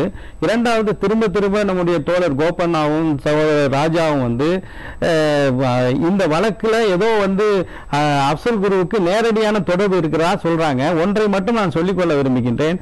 உச்சநீதிமன்றம் மிக தெளிவாக இவருக்கு இந்த வழக்கில் நேரடியான தொடர்பு இல்லை, அதே போல இவர் எந்த ஒரு பயங்கரவாத குழுவை சார்ந்தவரும் அல்ல என்று சொல்லிவிட்டு ஒரே ஒரு காரணத்துக்காக collective conscience of this country demands that he should be ஹேங்க்டுங்கறாங்க. இந்த நாட்டினுடைய கூட்டு மனசாட்சி இவரை தூக்கில் தொங்க விட வேண்டும் சொல்றாங்க. இது என்ன கூட்டு மனசாட்சின்னு தெரியல. கூட்டு மனசாட்சியின் அடிப்படையில் எப்படி ஒருவருக்கு நாம் அவருடைய உயிர் வாழக்கூடிய உரிமையை நாம் பறிக்க முடியும்? சட்ட பரிபாலனம் அதனாலதான் நாங்கள் சொல்றோம், சரியான முறையில் இந்த வழக்கில் பின்பற்றப்படவில்லைங்கிறது என்னுடைய வாதம். கண்டிப்பா திரு ஜவஹர்லால் தொடர்ந்து பேசலாம். கூட்டு மனசாட்சியின் அடிப்படையில் இந்த அடிப்படையில் இந்த தண்டனை கொடுத்திருப்பது சரியில்லை, தொடர்ந்து பேசலாம்.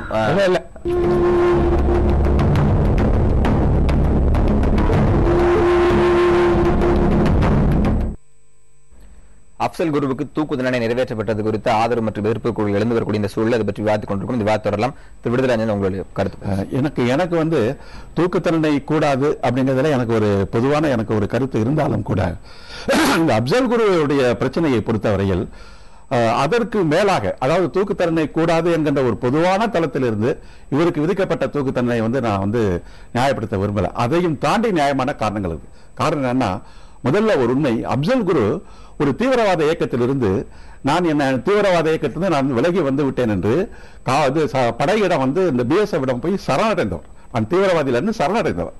சரணடைந்த ஒவ்வொருடைய போராளிகளையும் அங்க இருக்கிற அமைதியில அந்த காஷ்மீர்ல இருக்கிற அந்த படை சிறப்பு படை அவர்கள் தன்னுடைய அடிமைகளாக பயன்படுத்தி அவ்வப்போது கொண்டு போய் அவர்களை சித்திரவதை செய்வது, லஞ்சம் கேட்பது, அந்த மாதிரி பல கொடுமைகளுக்கு உள்ளாக்கப்பட்டு 1 லட்சம் ரூபாய் எனக்கு லஞ்சம் வேண்டும் என்று இவர்கள் பற்றி சித்திரவதை செய்யப்பட்டு நான் இதெல்லாம் தீவிரவாதத்தெல்லாம் விட்டுட்டேன். நான் ஒரு வாழ்க்கையில ஒரு மாதிரியான விஷயங்கள் நீங்க எதனுடைய ஆதாரம், ஒரு பொது ஊடகத்தில் பேசும்போது எந்த மாதிரியான ஆதாரங்கள்ன்றது இவர்கள் எல்லாமே நீதிமன்றத்திலே வந்திருக்கு, நீதிமன்ற வாக்குமூலம் வந்திருக்கு.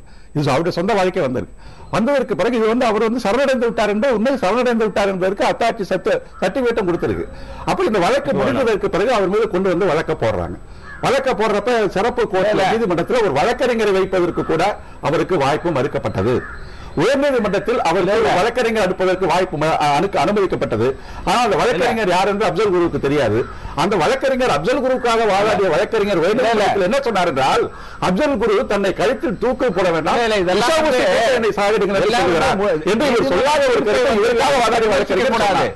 எனவே பத்திரிகையாளர் கொண்டு போய் வைத்து இவர்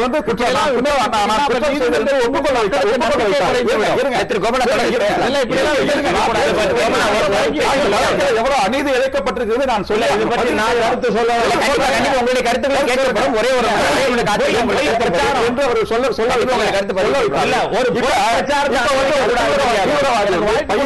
அடையாள அட்டை வைத்துக் கொண்டு அவர் போய் பார்லிமெண்ட்டுக்கு ஒரு தீவிரவாதி தாக்கல் நடத்தினார்.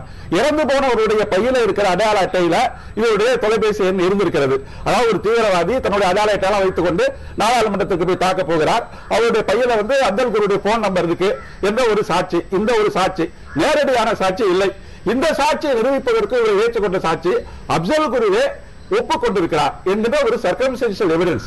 அதை ஒன்றை மட்டும் வைத்து ஒரு சர்க்கம்ஸ்டன்ஷியல் எவிடன்ஸ் மட்டும் இருக்கு, நேரடி சாட்சி இல்லை என்று சொல்லப்படுகிற ஒரு வழக்கில் ஒரு தூக்கு தண்டனை போடுவது என்ன நியாயம்? அதுவும் தன்னுடைய கருத்தை சொல்வதற்கு முற்றிலும் நியாயம் சட்ட வழங்கியிருக்கிற உரிமைகளை முழுமையாக மறுக்கப்பட்ட ஒரு மனிதன், உங்களுடைய வார்த்தை ஏழ்மையின் பின்னணியில் வந்த ஒரு மனிதன். திரு கோபண்ணா முதல்ல நீங்க பதில் கண்டிப்பா கண்டிப்பா திரு கோபண்ணா வாய்ப்பு கொடுக்கணும். ஏன்னா இல்ல, இந்த நாட்டினுடைய அரசமைப்பு சட்டத்தை, சட்டத்தின் ஆட்சியை நாங்கள் ஏற்றுக்கொண்டவர்கள். இன்றைக்கு உச்ச நீதிமன்றம், மிக உயர்ந்த ஒரு நீதிமன்றம், ஒரு தீர்ப்பு வழங்கியிருக்கு. அந்த தீர்ப்பு வழங்கியதற்கு பிறகு அந்த தீர்ப்பு ஏதோ ஒரு நிரபராதி, எந்த குற்றத்தையும் செய்யாத ஒருவர், இன்றைக்கு அப்சல் குரு, அவருக்கு இந்த நீதிமன்றம் தண்டனை வழங்கி இருப்பது என்று சொல்வது நீதிமன்றத்தை அவமதிக்கிறதாகத்தான் நான் கருதுகிறேன். ஒரு உச்ச நீதிமன்றம் எல்லா கூறுகளையும் ஆய்வு செய்த பிறகுதான், இதோ மனசாட்சியின் படிதான் அந்த இது கூட்டு மனசாட்சியின் படி இந்த தண்டனை வழங்கப்பட்டிருப்பதாக கூறுவதெல்லாம் ஏற்றுக்கொள்ள முடியாது.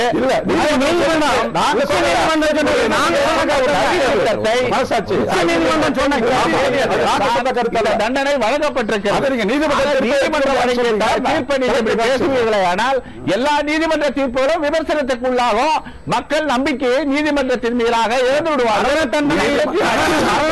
சம்பந்தமான உச்ச நீதிமன்ற தீர்ப்பை இன்னொரு உச்ச நீதிமன்ற பெஞ்ச் ஒரு நிலையான அளவுகோல் இல்லாமல் இந்த ரேரஸ்ட் ஆஃப் ரேர் கேஸ் பயன்படுத்தப்பட்டிருக்கின்றது, இந்த சட்டத்தை மறுபரிசீலனை செய்யணும்னு உச்ச நீதிமன்றமே சொல்லி இருக்கின்றது. இன்னொரு பெஞ்ச், நான் சொன்ன KS ராதாகிருஷ்ணன் பெஞ்ச் மிக தெளிவாக தொடர்ந்து பேசலாம். திரு ஹெச் ராஜா, இப்போ இந்த வார்த்தை கேட்டிருப்பீங்க, உங்களோட பதில் நீங்க பதிவு செய்யலாம். அதாவது rarest of the rare case சொன்னா இதுவும் பாராளுமன்றத்தை தாக்கிய சம்பவமும் rarest of the rare case தான். அதோடு மட்டுமல்லாமல் இந்த நாட்டினுடைய எதிரிகளுடைய நோக்கமே இந்த நாட்டில் இருக்கின்ற ஒரு அமைப்பையும் நாம் அதன் மீது மக்களுக்கு நம்பிக்கை இழக்க செய்ய வேண்டும் என்பது. அது போலதான் இப்பொழுது காக் அண்ட் புல் ஸ்டோரிஸ் என்னவோ அப்சல் குரு ரொம்ப புனிதர் போலவும்,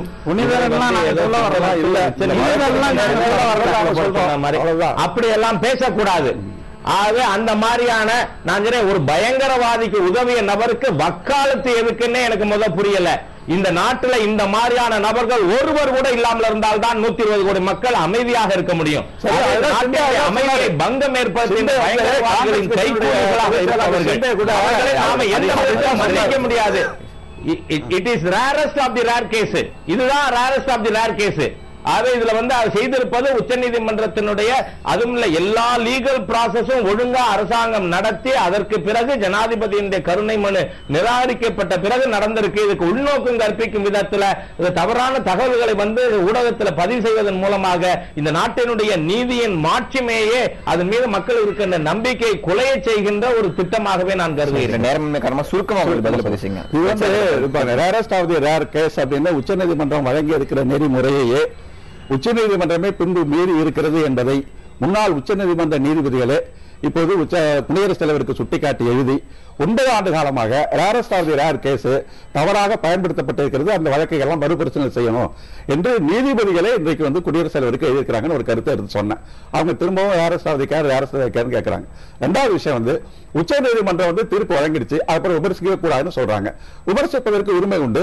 உச்ச நீதிமன்றமே தான் வழங்கிய தீர்ப்பையே குடியரசுத் தலைவர் கருணை மனு நிராகரிக்கப்பட்டது பிறகு கூட உச்ச நீதிமன்றமே எடுத்து விசாரித்துக் கொண்டிருக்கு. அதனால தீர்ப்பு வழங்கினதுக்கு பிறகு முடிஞ்சு போச்சு என்று சொல்வது அது நியாயம் இல்ல. மூன்றாவது, இந்த வழக்கு ஒரு ஜோடிக்கப்பட்ட ஒரு வழக்கு. நான்காவது, இப்ப யாருக்கும் தெரியாம முன்னறிவிப்பு இல்லாம திடீரென்று நீங்க இப்படி ஒரு தூக்கு தண்டனை நிறைவேற்றிருக்கிறது காரணம் பாரதிய ஜனதா கட்சியில் இருக்கிற துருப்பு சீட்டை தான் கையில புடுங்கிட்டு அவங்க தேர்தலில் செல்லாக்காசு ஆக்கிட்டு ஒரு தேர்தல் ஆண்டுக்கு பயன்படுத்தலாம் அப்படிங்கிற ஒரு நோக்கத்துக்காக தான் இது நடக்கப்படுது அப்படிங்கிறது என்னோட கருத்து. கண்டிப்பாக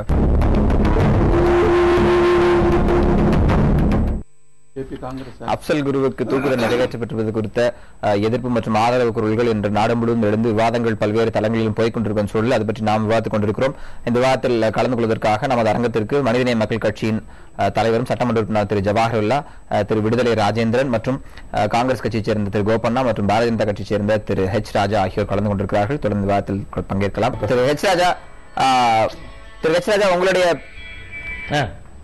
திரைச்சராஜா, இப்போ ஒரு பொதுவான ஒரு குற்றச்சாட்டு வைக்கிறது, அதாவது பாரதிய ஜனதா கட்சிக்கு இருக்கக்கூடிய ஒரு குறிப்பிட்ட வாக்கு வங்கியை தன்வசப்படுத்துவதற்காக காங்கிரஸ் கட்சி இது போன்ற செயல்களில் ஈடுபடுகிறார்கள். இந்த தூக்கு தண்டனைகள் தொடர்ந்து குறிப்பாக அஜ்மல் கசாப்ல இருந்து அப்சல் குரு வரைக்கும் நிறைவேற்றப்படும், இதுதான் அடிப்படை காரணம்னு வலுவாக ஒரு குற்றச்சாட்டு பதிவு செய்யப்படுது. உங்களோட பதில் என்ன? கவலைப்படுறதா இருந்தா நான் கவலைப்படணும். ஆனால் நான் என்ன சொல்றேன், இந்த மாதிரியான சம்பவங்களால் நிச்சயமாக அரசியல் லாபம் யாருக்கும் கிடைக்காது, அதுல எனக்கு எந்தவித நம்பிக்கையும் இல்லை. ஆனா திரு விடுதலை ராஜேந்திரன், திரு ஜவஹர்லால் போன்றவர்கள் சில லீகல் நைசிட்டிஸ் பத்தி பேசுறாங்க. நான் ஒரே ஒரு விஷயத்தை கவனத்துக்கு கொண்டு வரேன், தவறா நினைக்க வேண்டாம். தமிழ்நாட்டில் 2 தீர்ப்புகள் வந்தது 2 நாள் இடைவெளியில. சட்டத்துல பொதுவா திட்டமிடுதலும் அந்த குற்றத்தை செய்ய வேண்டும் என்ற தீய நோக்கமும் மலிஷியஸ் இன்டென்ட் இருந்தா அதுக்கு உச்சபட்ச தண்டனை கொடுக்கணும். நீங்க கோயம்புத்தூர்ல 60 பேர் கொல்லப்பட்ட வழக்குல சீரியல் பாம் பிளாஸ்ட் கேஸ்ல உச்சபட்ச தண்டனை தரப்படவில்லை, ஆயுள் தண்டனை தரப்பட்டது. ஆனால் எந்த திட்டமிடுதலும் இல்லாமல் நிச்சயமா காட்டுமிராண்டித்தனமானது. நான் எந்த ஒரு குற்றத்தையும் மன்னிக்க மாட்டேன். தர்மபுரி அந்த அக்ரிகல்ச்சர் காலேஜ் ஸ்டூடெண்ட்ஸ் கேஸ்ல போராட்டம் நடந்ததுல திடீர்னு நடந்தது, ப்ரீ பிளான் கிடையாது, மலிஷியஸ் இன்டென்ட் மர்டர் கிடையாது. ஆனா அதுல தூக்கு தண்டனை தரப்பட்டது. இந்த சமயத்துல இன்னைக்கு பேசுற மனித உரிமை ஆர்வலர்கள், மனிதாபிமானத்தினுடைய மொத்த உருவமாக இருப்பவர்கள் இந்த வித்தியாசத்தை பார்த்து ஏன் அன்று வாதிடவில்லை என்பது என்னுடைய கேள்வி. இதில் ஏதாவது கலர் இருக்கிறதா? இவர்கள் வாதத்திற்கு ஏதாவது பின்னணி இருக்கிறதா? இதை பற்றி நாம ஏன் அன்னைக்கே தர்மபுரி மாணவிகள் கேஸ்ல மரண தண்டனை கொடுத்த பொழுது யாருமே குரல் கொடுக்கலையே? சட்டப்படி பார்த்தா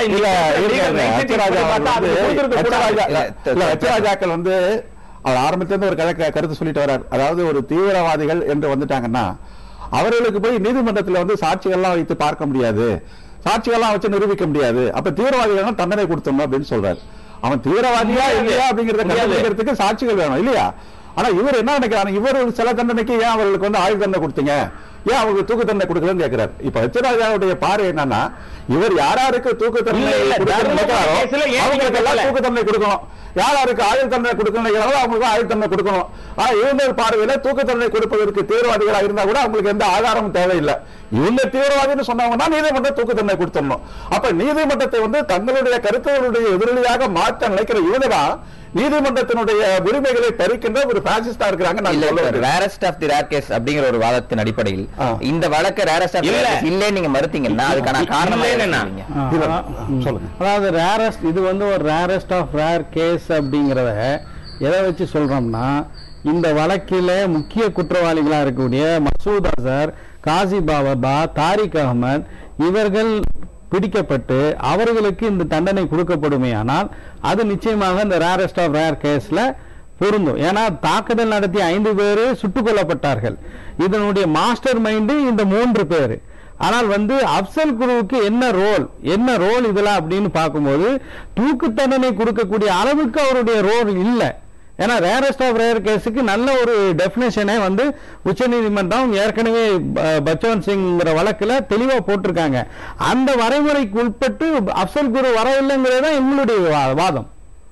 திரு கச்சிராஜா, இந்த வார்த்தை உங்களுடைய பதில், அதாவது அரிதிலும் அரிதான வழக்குகள் அப்படின்றதுல மாற்றுக்கிறது இல்லை, ஆனா அதில் சம்பந்தப்பட்ட குற்றவாளிகள், தண்டனை வழங்கப்பட்ட குற்றவாளிகள் தான் சரியானவர்கள் அல்ல, அவர்களுடைய குற்றம் அதாவது சட்டப்பூர்வம் நிரூபிக்கப்பட்ட குற்றத்திற்கு இந்த தண்டனை பொருத்தமானதல்ல என்ற வார்த்தை வைக்கிறாங்க. இது உங்களுடைய பதில் என்ன?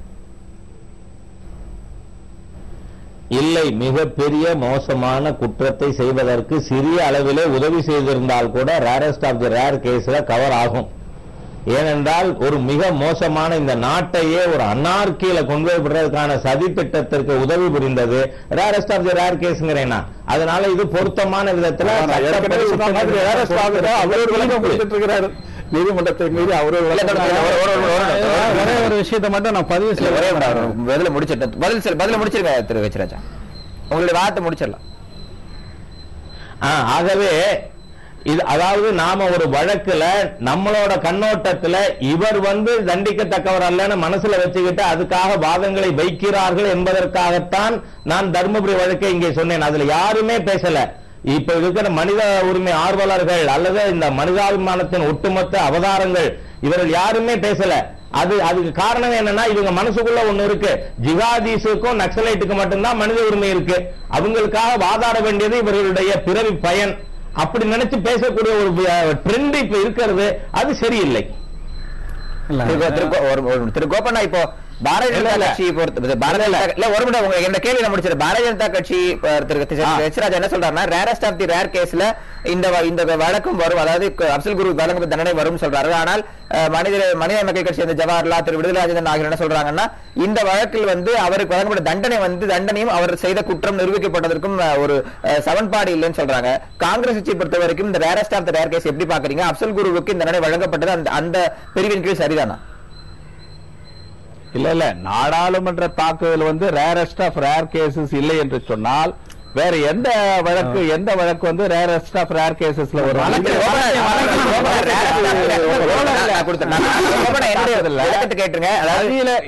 கொஞ்சம் வாய்ப்பு கொடுங்க, இல்ல பேசுறதுக்கு வாய்ப்பு கொடுங்க. எங்களுடைய கேள்வி தாக்குதல் இருங்க. நாடாளுமன்ற தாக்குதல்ல சூத்திரதாரியாக இருந்த மௌலானா மசூத் அசார் என்பவர் 1999 இந்தியன் ஏர்லைன்ஸ் விமான கடத்தல்ல காந்தகார்ல பிடிக்கப்பட்டு பயணிகளை மீட்பதற்காக ஒப்படைக்கப்பட்ட மிகப்பெரிய குற்றவாளி. அந்த குற்றவாளிகளுடைய சதி திட்டத்தை அப்சல் குரு குற்றத்திற்கு பார்க்கவில்லை. குற்றத்தை தான் நாங்க பார்க்கிறோம், பார்க்கிறோம். இந்த நாட்டின் ஒருமைப்பாட்டை, ஐக்கியத்தை குலைப்பதற்காக, சீர்குலைப்பதற்காக இந்த தேச விரோதிகள், இந்த நாட்டின் பகைவர்கள் எடுக்கிற முயற்சியை சீர்குலைக்கிற வகையில் ஈடுபட்ட அப்சல் குரு நீதிமன்றத்தாலே தண்டிக்கப்பட்டிருக்கிறார். அந்த நீதிமன்றத்தில் அவருடைய பார்வையில் வராத கருத்துக்களை எல்லாம் நீங்க கூறுறீங்க. நீதிமன்றத்துக்கு வெளியே இந்த விவாதங்களை வைப்பவர்கள் நீதிமன்றத்தில் இந்த விவாதத்தை வச்சிருக்கணும், அவங்க சார்பா வைக்கணும். அவங்களை யார் தடுத்தது? இல்ல, நீதிமன்றத்தில் அப்சல் குரு தன்னை காப்பாற்றிக் கொள்வதற்காக அவர் விரும்பிய வழக்கறிஞரை வைப்பதற்கு அனுமதி கொடுக்கப்படல. அதுதான பிரச்சனை. இப்ப அவருக்கு அவர் விரும்பிய வழக்கறிஞரை அனுமதியை கொடுக்கப்படல. அனுமதி கொடுத்திருந்த இந்த வாதத்துக்கு வழி இல்லை. ஜவஹர்லால் அவர்களுக்கு சொல்லுகிறேன், ஜவஹர்லால் அவர்கள் உங்களோடு பல விஷயங்களில் நான் உங்களோடு இருக்கிறவர்கள். ஆனால் இன்றைக்கு நீதிமன்றம் தண்டித்திருக்கிறது. சட்டத்தின் ஆட்சியை நாம் ஏற்றுக்கொண்டிருக்கிறோம், நீதிமன்றத்தினுடைய மாண்பை ஏற்றுக்கொண்டிருக்கிறோம். அதை மதிக்க நாம் கற்றுக்கொள்ள வேண்டும். சில பேர் இருக்காங்க இந்த நாட்டின் ஒருமைப்பாட்டிற்கு எதிராக, ஐக்கியத்திற்கு எதிராக, இந்த நாட்டை சீர்குலைக்கிற சக்திகள் இந்த நாட்டில் இருக்கிறாங்க. அவர்கள் கரம் வலிமை பெறுகிற வகையில் நீங்கள் பேசுவது நீதிமன்றத்தினுடைய மிகப்பெரிய பாதிப்பாக முடியும். இல்ல பாருங்க, நீதிமன்றத்தினுடைய மாண்பை பின்பற்ற வேண்டுங்கிறதுக்கு நீங்க எனக்கு ஒன்னும் போதனை செய்ய தேவையில்லை. உங்க ஆட்சியில, காங்கிரஸ் ஆட்சியில எந்த அளவுக்கு நீங்க நீதிமன்றத்துக்கு விவாதம் வேற திசையில போகும். நான் குற்றம் சாட்டுகின்றேன். சில நாட்களுக்கு முன்பு சுஷில் குமார் சிண்டே காவி பயங்கரவாதம் என்று பேசி அதன் மூலமாக அப்பீஸ்மெண்ட் ஆஃப் முஸ்லிம்ஸ் சொல்லுவாங்க, முஸ்லிம்களை திருப்திப்படுத்த போனாரு. இப்ப அப்சல் குருவை உடனடியாக தூக்கிலிடப்பட்டு நீங்க இந்துத்துவாவை அப்பீஸ்மெண்ட் பண்ற பாலிசியை ஃபாலோ பண்ணி நீங்களும் பிஜேபியும் இன்னைக்கு எங்களை பொறுத்த வரைக்கும் சம கோட்டில் நிற்கின்றீர்கள்.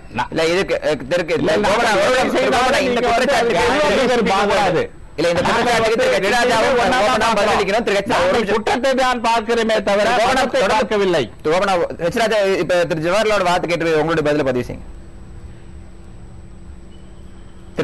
அதாவது இவர்கள் இந்த நாட்டில் இருக்கின்ற ஆளுங்கட்சியாக இருக்கின்ற காங்கிரஸ், எதிர்கட்சியாக இருக்கின்ற பாரதிய ஜனதா கட்சி இரண்டுமே நாட்டின் பாதுகாப்பு பற்றி ஒரே கொள்கை கொண்டிருக்கிறது. இரண்டு பேரையும் சம கோட்டிலே பார்க்கிறோம் என்று ஜவஹர்லால் போன்றவர்கள் சொன்னால் அதை சர்டிபிகேட் தான் நினைக்கிறேன். அதை பற்றி நான் கவலைப்படல. ஏன்னா பயங்கரவாதிகளுக்கு குரல் கொடுத்து நாட்டை சட்டம் ஒழுங்குக்கு மிரட்டுறவங்க எல்லாம் ஆதரிக்கிறத ஆளுகின்ற பொறுப்புள்ள கட்சியும் பிரதான எதிர்கட்சியும் சேர்ந்து எதிர்க்கும் சொன்னா அது நல்லதுதான். அவர் நினைக்கிறத நான் ஆட்சேபிக்கிறேன். இதை நான் கடுமையாக ஆட்சேபிக்கிறேன். பயங்கரவாத செயல்களில் நாங்க ஒருபோதும் இல்ல. நீதிமன்றத்தை பத்தி பேசுனீங்க. நான் இந்த விவாதத்தை திசை திருப்ப கூடாது என்பதற்காக நான் அடக்கி கொண்டு பேசுகின்றேன். நீதிமன்றம், உச்ச நீதிமன்றம் பாபரி மஸ்ஜித் வளாகத்தில் 1992 ஸ்டேட்டஸ் கோ மெயின்டைன் பண்ணப்பட வேண்டும் என்று சொன்ன போது ஒரு கும்பலை திரட்டி கொண்டு உச்ச நீதிமன்றத்தினுடைய உத்தரவை மீறி பள்ளிவாசலை இடித்தது இந்த நாட்டினுடைய மிகப்பெரிய பயங்கரவாத செயல். பயங்கரவாத செயலுக்கு சட்டத்தின் பரிபாலனம் சரியான முறையில் இந்த விவாதம் என்பது முழுக்க முழுக்க அப்சல் குருவுக்கான தூக்கு. இதுக்கு நான் பதில் சொல்லி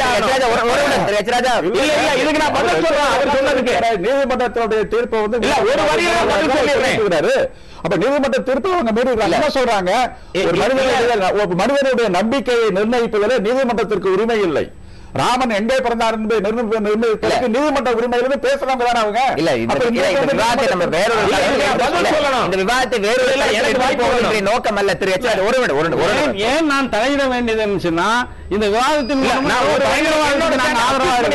பயங்கரவாதிகளுக்கு ஆதரவா இருக்கிறோம் என்பது பேசினதை உண்மையா கண்டிக்கிறோம். அது அல்ல, நாம் சட்டப்படி பேசுறீங்க. இப்ப பிரச்சனையை பேசுவோம். பயங்கரவாதத்துக்கு என்றைக்குமே எதிராக இருக்கக்கூடியவர்கள் நாங்கள்.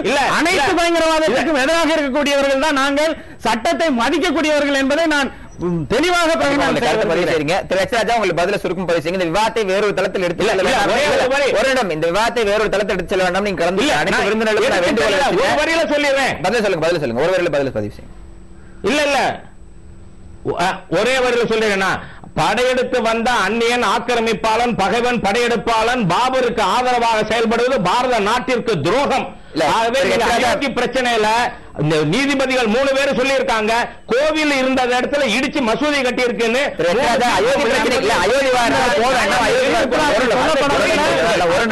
இது வந்து வேறொரு திசையில நோக்கம் அல்ல.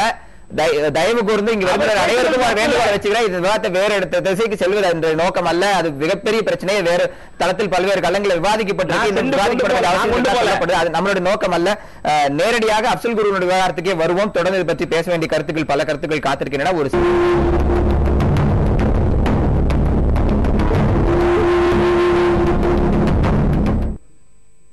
அப்சல் குருவுக்கு தூக்குதல் நிறைவேற்றப்பட்டுவது குறித்த விவாதத்தை பார்த்துருக்கோம். இந்த விவாதத்தை மீண்டும் தொடரலாம். திரு கோபனா, இந்த விவாதத்துல நம்ம இந்த இடைவேளைக்கு முன்பு கேட்ட கேள்விதான் மீண்டும் உங்களுக்கு கேட்கிறேன். அதாவது இந்த ரேரஸ்ட் ஆஃப் த ரேர் கேஸ்ன்றதை இந்த வழக்காக அவர் ஏற்றுக்கொண்டாலும் அப்சல் குரு புரிந்திருக்கக்கூடிய தண்டனை சட்டப்பூர்வமாக நிறைவேற்றப்பட்டிருக்கூடிய தண்டனைக்கும் அவருக்கு வழங்கப்பட்டிருக்க தண்டனைக்கும் சமன்பாடு இல்லை. அவருடைய குற்றத்திற்கும் அவருக்கு வழங்கப்பட்ட தண்டனைக்கும் ஒரு வகையான சமன்பாடு இல்லை. அரசியல் சட்ட ரீதியாகவே இது வந்து சரியானது அல்லங்கிற ஒரு வார்த்தை முன்வைக்கிறாங்க. நீங்க என்ன மாதிரியான பதிலை இதுக்கு? இல்ல நீதிமன்றத்தின் முன்னாலே இந்த வழக்கு விசாரணை நடத்தப்பட்டு விரைவு நீதிமன்றம், உயர் நீதிமன்றம், உச்ச நீதிமன்றம் என அனைத்து நீதிமன்றங்களும் இந்த வழக்கை விசாரித்து ஒரு தண்டனையை வழங்கி இருக்கிறது. சட்டத்தின்படி இந்த தண்டனை வழங்கப்பட்டிருக்கிறது. இதற்கு பிறகு இப்படி ஒரு விவாதம் என்பது கடந்த காலத்திலே மகாத்மா காந்தி படுகொலை வழக்கிலும், அதற்கு பிறகு இந்திரா காந்தி படுகொலை வழக்கு, ராஜீவ் காந்தி படுகொலை வழக்கு என தொடர்ந்து அனைத்து படுகொலை வழக்குகளிலும் அதற்கு சில சம்பந்தப்பட்டவர்கள் அந்த குற்றவாளிகளுடைய குற்றத்தை மூடி மறைக்கிற செயல்கள் தொடர்ந்து நடைபெற்று வருகிறது. ஆனால் பயங்கரவாதத்திற்கு நாம் தொடர்ந்து மிகப்பெரிய விலையை கொடுத்து வருகிறோம். இறுதியாக 2001 டிசம்பர் மாதத்திலே நாடாளுமன்ற தாக்குதல் மற்றும் வெற்றி பெற்றிருந்தால் இன்றைக்கு இந்தியா வந்து எதிர்காலத்தில் ஒரு 50 ஆண்டுகளுக்கு தலைமையை வழங்கக்கூடிய அந்த வாய்ப்பு எல்லாம் பறிக்கப்பட்டிருக்கும். ஒரு அந்நிய நாடு நம் மீது மிகப்பெரிய தாக்குதல் நடத்தினால் அதில் ஏற்படுகிற இழப்பை விட நாடாளுமன்ற தாக்குதல் வெற்றி பெற்றிருந்தால் மிகப்பெரிய இழப்பு, ஜனநாயகத்திற்கு மிகப்பெரிய பின்னடைவும் மிகப்பெரிய சரிவு ஏற்பட்டிருக்கும். அது முறியடிக்கப்பட்டிருக்கிறது. தயவு செய்து அப்சல் குருவுடைய குற்றத்தை நியாயப்படுத்துகிறவர்கள் தயவு செய்து 8 பேர் தங்கள் உயிரை மாய்த்துக் கொண்டிருக்கிறார்கள். அந்த உயிர் தியாகம் செய்தவர்களுடைய நினைவை போற்றுகிற வகையில் இத்தகைய கருத்துக்களை கூறாமல் இருப்பது நல்லது. தயவு செய்து சட்டத்தின்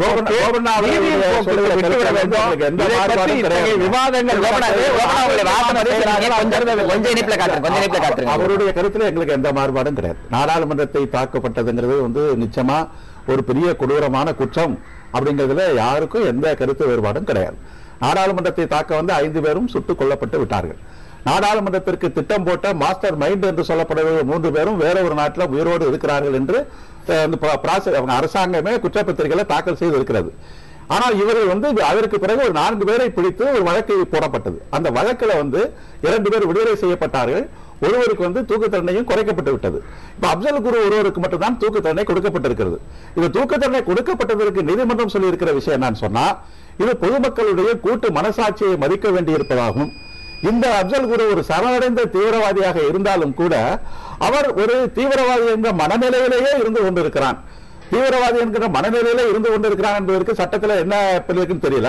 இது தீர்ப்புல சொல்லியிருக்கு. தீவிரவாதி என்ற மனநிலை சரணடைந்த ஒரு தீவிரவாதி அந்த மனநிலையில இருந்து கொண்டிருக்கிறான். எனவே இந்த நாட்டு மக்களுக்கு வந்து இந்த இறையாண்மையை பற்றிய ஒரு உணர்வுகளுக்கு அவர்களுடைய உணர்வை நாங்கள் திருப்திப்படுத்துவதற்காக ஒரு உணர்வின் அடிப்படையில் இந்த தீர்ப்பை சொல்லியிருக்கிறதா அவங்க சொல்லியிருக்கிறாங்க. சரி, அதை நாங்கள் டிஸ்பியூட் பண்ணல. அந்த தீர்ப்புக்கு பிறகும் கூட இந்த தீர்ப்புக்கு தூக்க தண்டனை விதிக்கப்பட்ட ஒருவருக்கு உடனடியாக நீதிமன்றம் வழங்கிவிட்டது என்று நிறைவேற்றுவதற்கான நியாயங்கள் எதுவும் இல்லை. அதற்கு பிறகு சில சட்ட நடவடிக்கை நிலைகள் இருக்கிற போது அவைகளை எல்லாம் மறுதளித்து விட்டு அது பற்றிய விசாரணைகள் உச்சநீதிமன்றத்தில் இருக்கிற போது அவசரமாக இதை நீங்களே செய்யணும் ஒரு கேள்வி. காங்கிரஸ் கட்சியில் இருக்கிற குலாம் நபி ஆசாத் அவரே சொல்லியிருக்கிறாரு, இவர்களுக்கு தூக்கு தண்டனைக்கு இவருக்கு வேண்டாம், ஆயுள் தண்டனையா குறைக்கிறோம் என்ற ஒரு கருத்தை குலாம் நபி ஆசாத் காங்கிரஸ் கட்சியை சேர்ந்தவரே வெளிப்படையா சொல்லியிருக்கிறார். காஷ்மீர்ல ஃபாரூக் அப்துல்லா வெளிப்படையா சொல்லியிருக்கிறார். காஷ்மீரில் இருக்கிற தீவிரவாத அமைப்புகள், தீவிரவாதத்தை எதிர்க்கக்கூடிய ஜனநாயக அமைப்புகள், பல்வேறு அமைப்புகள் எல்லாமே ஒன்றாக சேர்ந்து அப்சல் குருவுக்கு வழங்கப்பட்ட தண்டனை நியாயமற்றது என்று ஒருமித்த குரல் கொடுத்து ஒரு பெரிய இயக்கத்தையே அங்கே நடத்தி கொண்டிருக்கிறாங்க. அப்ப இப்படி காஷ்மீர் பிரச்சனையே இருக்கிற தீவிரவாதி இல்லாதவர்களா சேர்ந்து அப்சல் குரு பக்கம் நியாயம் இருக்கிறது என்பதற்காக சொல்லிட்டு இருக்கிறாங்க. காங்கிரஸ் கட்சியில் இருக்கிற குலாம் நபி ஆசாத் போன்றவர்களே தண்டனை குறைக்கணும்னு சொல்லிட்டு இருக்கிறாங்க. ஃபரூக் அப்துல்லா போன்றவர்களே குறைக்கணும்னு சொல்றாங்க. இப்படி ஒரு சிக்கலான ஒரு பிரச்சனையில அவசரமாக நாட்டுக்கு அறிவிக்காம இப்படி ஒரு தண்டனை நிறைவேற்றுவது என்பது ஒரு அரசியல் ரீதியான ஒரு முடிவு. திரு கச்சிராஜா, இப்போ விடுதலை ராஜேந்திரன் பதிவு செய்த போல கூட்டு மனசாட்சியினுடைய பிரதிபலிப்பின் அடிப்படையில் இந்த தண்டனை அப்படிங்கிறாங்க. இந்த கூட்டு மனசாட்சி அப்படின்றதுக்கு நீங்கள் சொல்லக்கூடிய விளக்கம் என்ன? அதாவது சட்ட புத்தகத்திலே பெரும்பான்மை சமுதாயம் ஏற்றுக்கொள்ளாத, பெரும்பான்மை மக்கள் ஏற்றுக்கொள்ளாத விஷயத்தை சட்ட புத்தகத்திலே கொண்டு வரக்கூடாது என்று பேசிக் டெனட் ஆஃப் லா சொல்லுது. அதே மாதிரியாக இதுதான் இறுதி கோர்ட்டுன்னு ஏன் சொல்றோம்னு சொன்னா, ஒரு டிஸ்பியூட்ட அல்லது ஒரு பிரச்சனையை முடிவுக்கு கொண்டு வருவதற்கு ஏதோ ஒரு அதிகாரம் இறுதியாக இருக்க வேண்டும். அதுல சட்ட புத்தகம் தெளிவா சொல்லுது. அது சரியா இல்லையா என்பது பற்றி கூட நாம் முடிவெடுக்க முடியாது. ஆனால் ஒரு டிஸ்பியூட்டை முடிக்கிறதுக்கு there should be a level. அது உச்ச நீதிமன்றம் என்பதுதான் இந்த நாட்டிலே அனைத்து மக்களும் ஏற்றுக்கொண்டிருக்கின்ற அப்படிப்பட்ட அமைப்பு. அந்த அமைப்பு விசாரணைக்கு பிறகு after the due process of law ஒரு தீர்ப்பினை கொடுத்திருக்கிறது. அதுக்கு இருக்கிற ஒரே அப்பீல் ஜனாதிபதி அந்த கருணை மனுவை நிராகரித்து விட்டார். ஆகவே இதை நிறைவேற்றி இருப்பது என்பது இந்த நாட்டினுடைய பாதுகாப்பிற்கு, 120 கோடி மக்களுடைய பாதுகாப்பிற்கு உத்தரவாதம் அளிக்கின்ற ஒரு செயல். அதை இதுல இவ்வளவு அதிகமாக ஒரு தனி மனிதனுடைய மோசமான, அவன் தீவிரவாதியாக இருந்தவன் தான் சரணடைந்த பிறகும் அவனுடைய மென்டாலிட்டி அப்படி இருக்குன்னு நீதிமன்றம் சொல்லி இருக்குன்னா அது சரின்னு தான் ஏத்துக்கணும். ஆகவே இதுல நாம இவ்வளவு விவாதிப்பதற்கு கூட ஒரு விஷயம் இல்லை என்பது என்னுடைய கருத்து. நீதிமன்றம் ஒருவருடைய மனநிலை சரியில்லைன்னு சொல்றதுக்கான அளவுகோல்கள் என்னங்கிறதா பொதுவான தளத்தில் எடுக்கக்கூடிய கேள்வி. ஒருவருடைய மனநிலையை பரிசோதிப்பதற்கோ இல்ல ஒரு மனநிலையை செய்வதற்கோ என்ன மாதிரி அடிப்படைகளை நீதிமன்றம் முன்வைத்திருக்கு? கேள்வி கேட்டுட்டே போலாம். நாம இல்ல பொதுவான தளத்தில் இருக்கக்கூடிய கேள்விதான் கேட்கிற. சட்ட ரீதியாக விஷயங்களை அணுகும் போது மனநிலை அடிப்படையில் எப்படி அந்த தண்டனை வழங்க முடியும் தான் இந்த தண்டனை எதிர்க்கிறவர்கள் சொல்றாங்க. இதுக்கு உங்களுடைய பதில தான் கேட்கிறோம். அவனை விசாரிக்கும் பொழுது அது நீதிபதிகள் உணர்ந்திருக்க வேண்டும். அதனாலதான் அவர்கள் அப்படி தீர்ப்பு சொல்லி இருக்கிறார்கள். நேரடியா அந்த குற்றச்சாட்டுல அவர் ஈடுபட, அதனால நாம போய் கொஸ்டின் பண்ணக்கூடாது. இந்த நேரமின்மை காரணமாக நம்ம இந்த நிகழ்ச்சியினுடைய இறுதி பகுதியில் இருக்கிறோம். அதனால வந்திருக்கூடிய விருந்தினர்கள் அனைவரும் இறுதி கருத்தை நம்ம பதிவு செய்யலாம். திரு விடுதலை முதல்ல உங்களுடைய இறுதி கருத்து நீங்கள் சுருக்கமா பதிவு. என்னுடைய இறுதி கருத்து அப்சல் குரு இப்ப தூக்கில் போட்டது அப்படிங்கிறது ஒரு தேர்தல் அரசியல் நோக்கத்தோடு டியூ ப்ராசஸ் ஆஃப் லா என்று சொல்லுகிறார்களே, அந்த டியூ ப்ராசஸ் ஆஃப் லா என்பது குடியரசுத் தலைவர் கருணை மனுவை நிராகரிக்கப்பட்டதற்கு பிறகும் கூட உச்சநீதிமன்றம் அதை பற்றி விசாரிப்பதற்கு உரிமை உண்டு என்று சொல்லப்படுவதால் டியூ ப்ராசஸ்ல வருது. அந்த டியூ ப்ராசஸ் என்பது இதில் பின்பற்றப்படாமல் ஒரு அரசியல் நோக்கத்திற்காக, இன்னும் சொல்ல போனால் இந்த வழக்கு அப்சல் குருவுக்கு வழங்கக்கூடிய நியாயமாக சட்டம் வழங்கக்கூடிய அத்தனை உரிமைகளும் பறிக்கப்பட்டு தேசத்துடைய மனசாட்சிக்காக எவரையாவது ஒருவரை நாங்கள் தூக்கில் போட வேண்டும் என்பதற்காக நீங்கள் போட்டிருப்பது என்பது ஒரு நியாயமற்ற செயல். அதான் என்னுடைய கருத்து. கோபண்ணா, உங்களுடைய இறுதி கருத்து என்னங்கிறத பதிவு செய்யுங்க. இல்ல 2005 உச்ச நீதிமன்றம் உறுதி செய்த தூக்கு தண்டனையை 8 ஆண்டுகள் கழித்து கருணை மனு பரிசீலிக்கப்பட்டு இன்றைக்கு குடியரசுத் தலைவர் கருணை மனுவை நிராகரித்து இன்றைக்கு இந்த தண்டனை நிறைவேற்றப்பட்டிருக்கிறது. சட்டத்தின்படி, நீதிமன்ற தீர்ப்பின்படி இந்த முடிவு எடுக்கப்பட்டிருக்கிறது.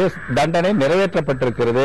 இதன் மூலமாக இந்த நாட்டின் ஒற்றுமை, ஐக்கியத்திற்கு எதிராக எந்த அந்நிய சக்தி வந்தாலும் அதற்கு இந்த நாட்டிலே யார் துணை போனாலும் இதுதான் தீர்வு, இதுதான் தண்டனை என்பது இன்றைக்கு உறுதி செய்யப்பட்டிருக்கிறது. இதன் மூலமாக இன்றைக்கு இந்த தீர்ப்புல நீங்க பல விவாதங்களை நீங்க சொல்லலாம். ஆனா தீர்ப்பு வந்து விட்டது. தீர்ப்பு வந்த பிறகு அந்த தண்டனையை நிறைவேற்ற வேண்டிய பொறுப்பு மத்திய அரசுக்கு இருக்கிறது. அதை சரியாக அவர்கள் நிறைவேற்றி இருக்கிறார்கள். யாருடைய உயிரையும் பறிக்க வேண்டும் என்பது இந்த அரசுக்கு நோக்கமல்ல. சட்டத்தின்படி அந்த தண்டனை நிறைவேற்றப்பட்டிருக்கிறது. இன்றைக்கு அதுல கடுமையான விமர்சனங்களை கூறுவது இந்த நாட்டின் மீது மக்களுக்கு வைத்திருக்க நம்பிக்கையை சிதைப்பதாக அமைந்துவிடும். திரு கோபண்ணா, உங்க கருத்துக்கு நன்றி. அடுத்ததாக திரு எச் ராஜா, உங்களுடைய இறுதி கருத்தை பதிவு செய்யுங்க. திரு கோபண்ணா அவர்கள் மிக ஆர்டிகுலேட்டடா சரியான முறையிலே அவர் கருத்தை எடுத்து வைத்திருக்கிறார். இந்த நாட்டு மக்களுக்கு அந்நிய சக்திகளுக்கு உதவி செய்பவர் யாராக இருந்தாலும், எந்த அளவில் உதவி இருந்தாலும் அவர்களுக்கு இதுதான் கதி என்கின்ற சிக்னல் போனாதான் நாளைக்கு இது ஒரு டிட்டரண்டா இந்த மாதிரி செயல்களை செய்யக்கூடிய துணிவு எவருக்கும் வராது. ஆகவே பாரதிய ஜனதா கட்சி இந்த தூக்கிலிட்ட சம்பவத்தை வரவேற்கிறது. ஜவஹர்லால், உங்களுடைய இறுதி கருத்து. இந்த நாட்டுக்கு எதிராக செயல்படக்கூடியவர்கள் அனைவருக்கும் கடும் தண்டனை கொடுக்கப்பட வேண்டும் என்பதில் இரண்டாவது கருத்து இருக்க முடியாது. ஆனால் அதில் சட்ட நடைமுறைகள் பின்பற்றப்பட வேண்டும்.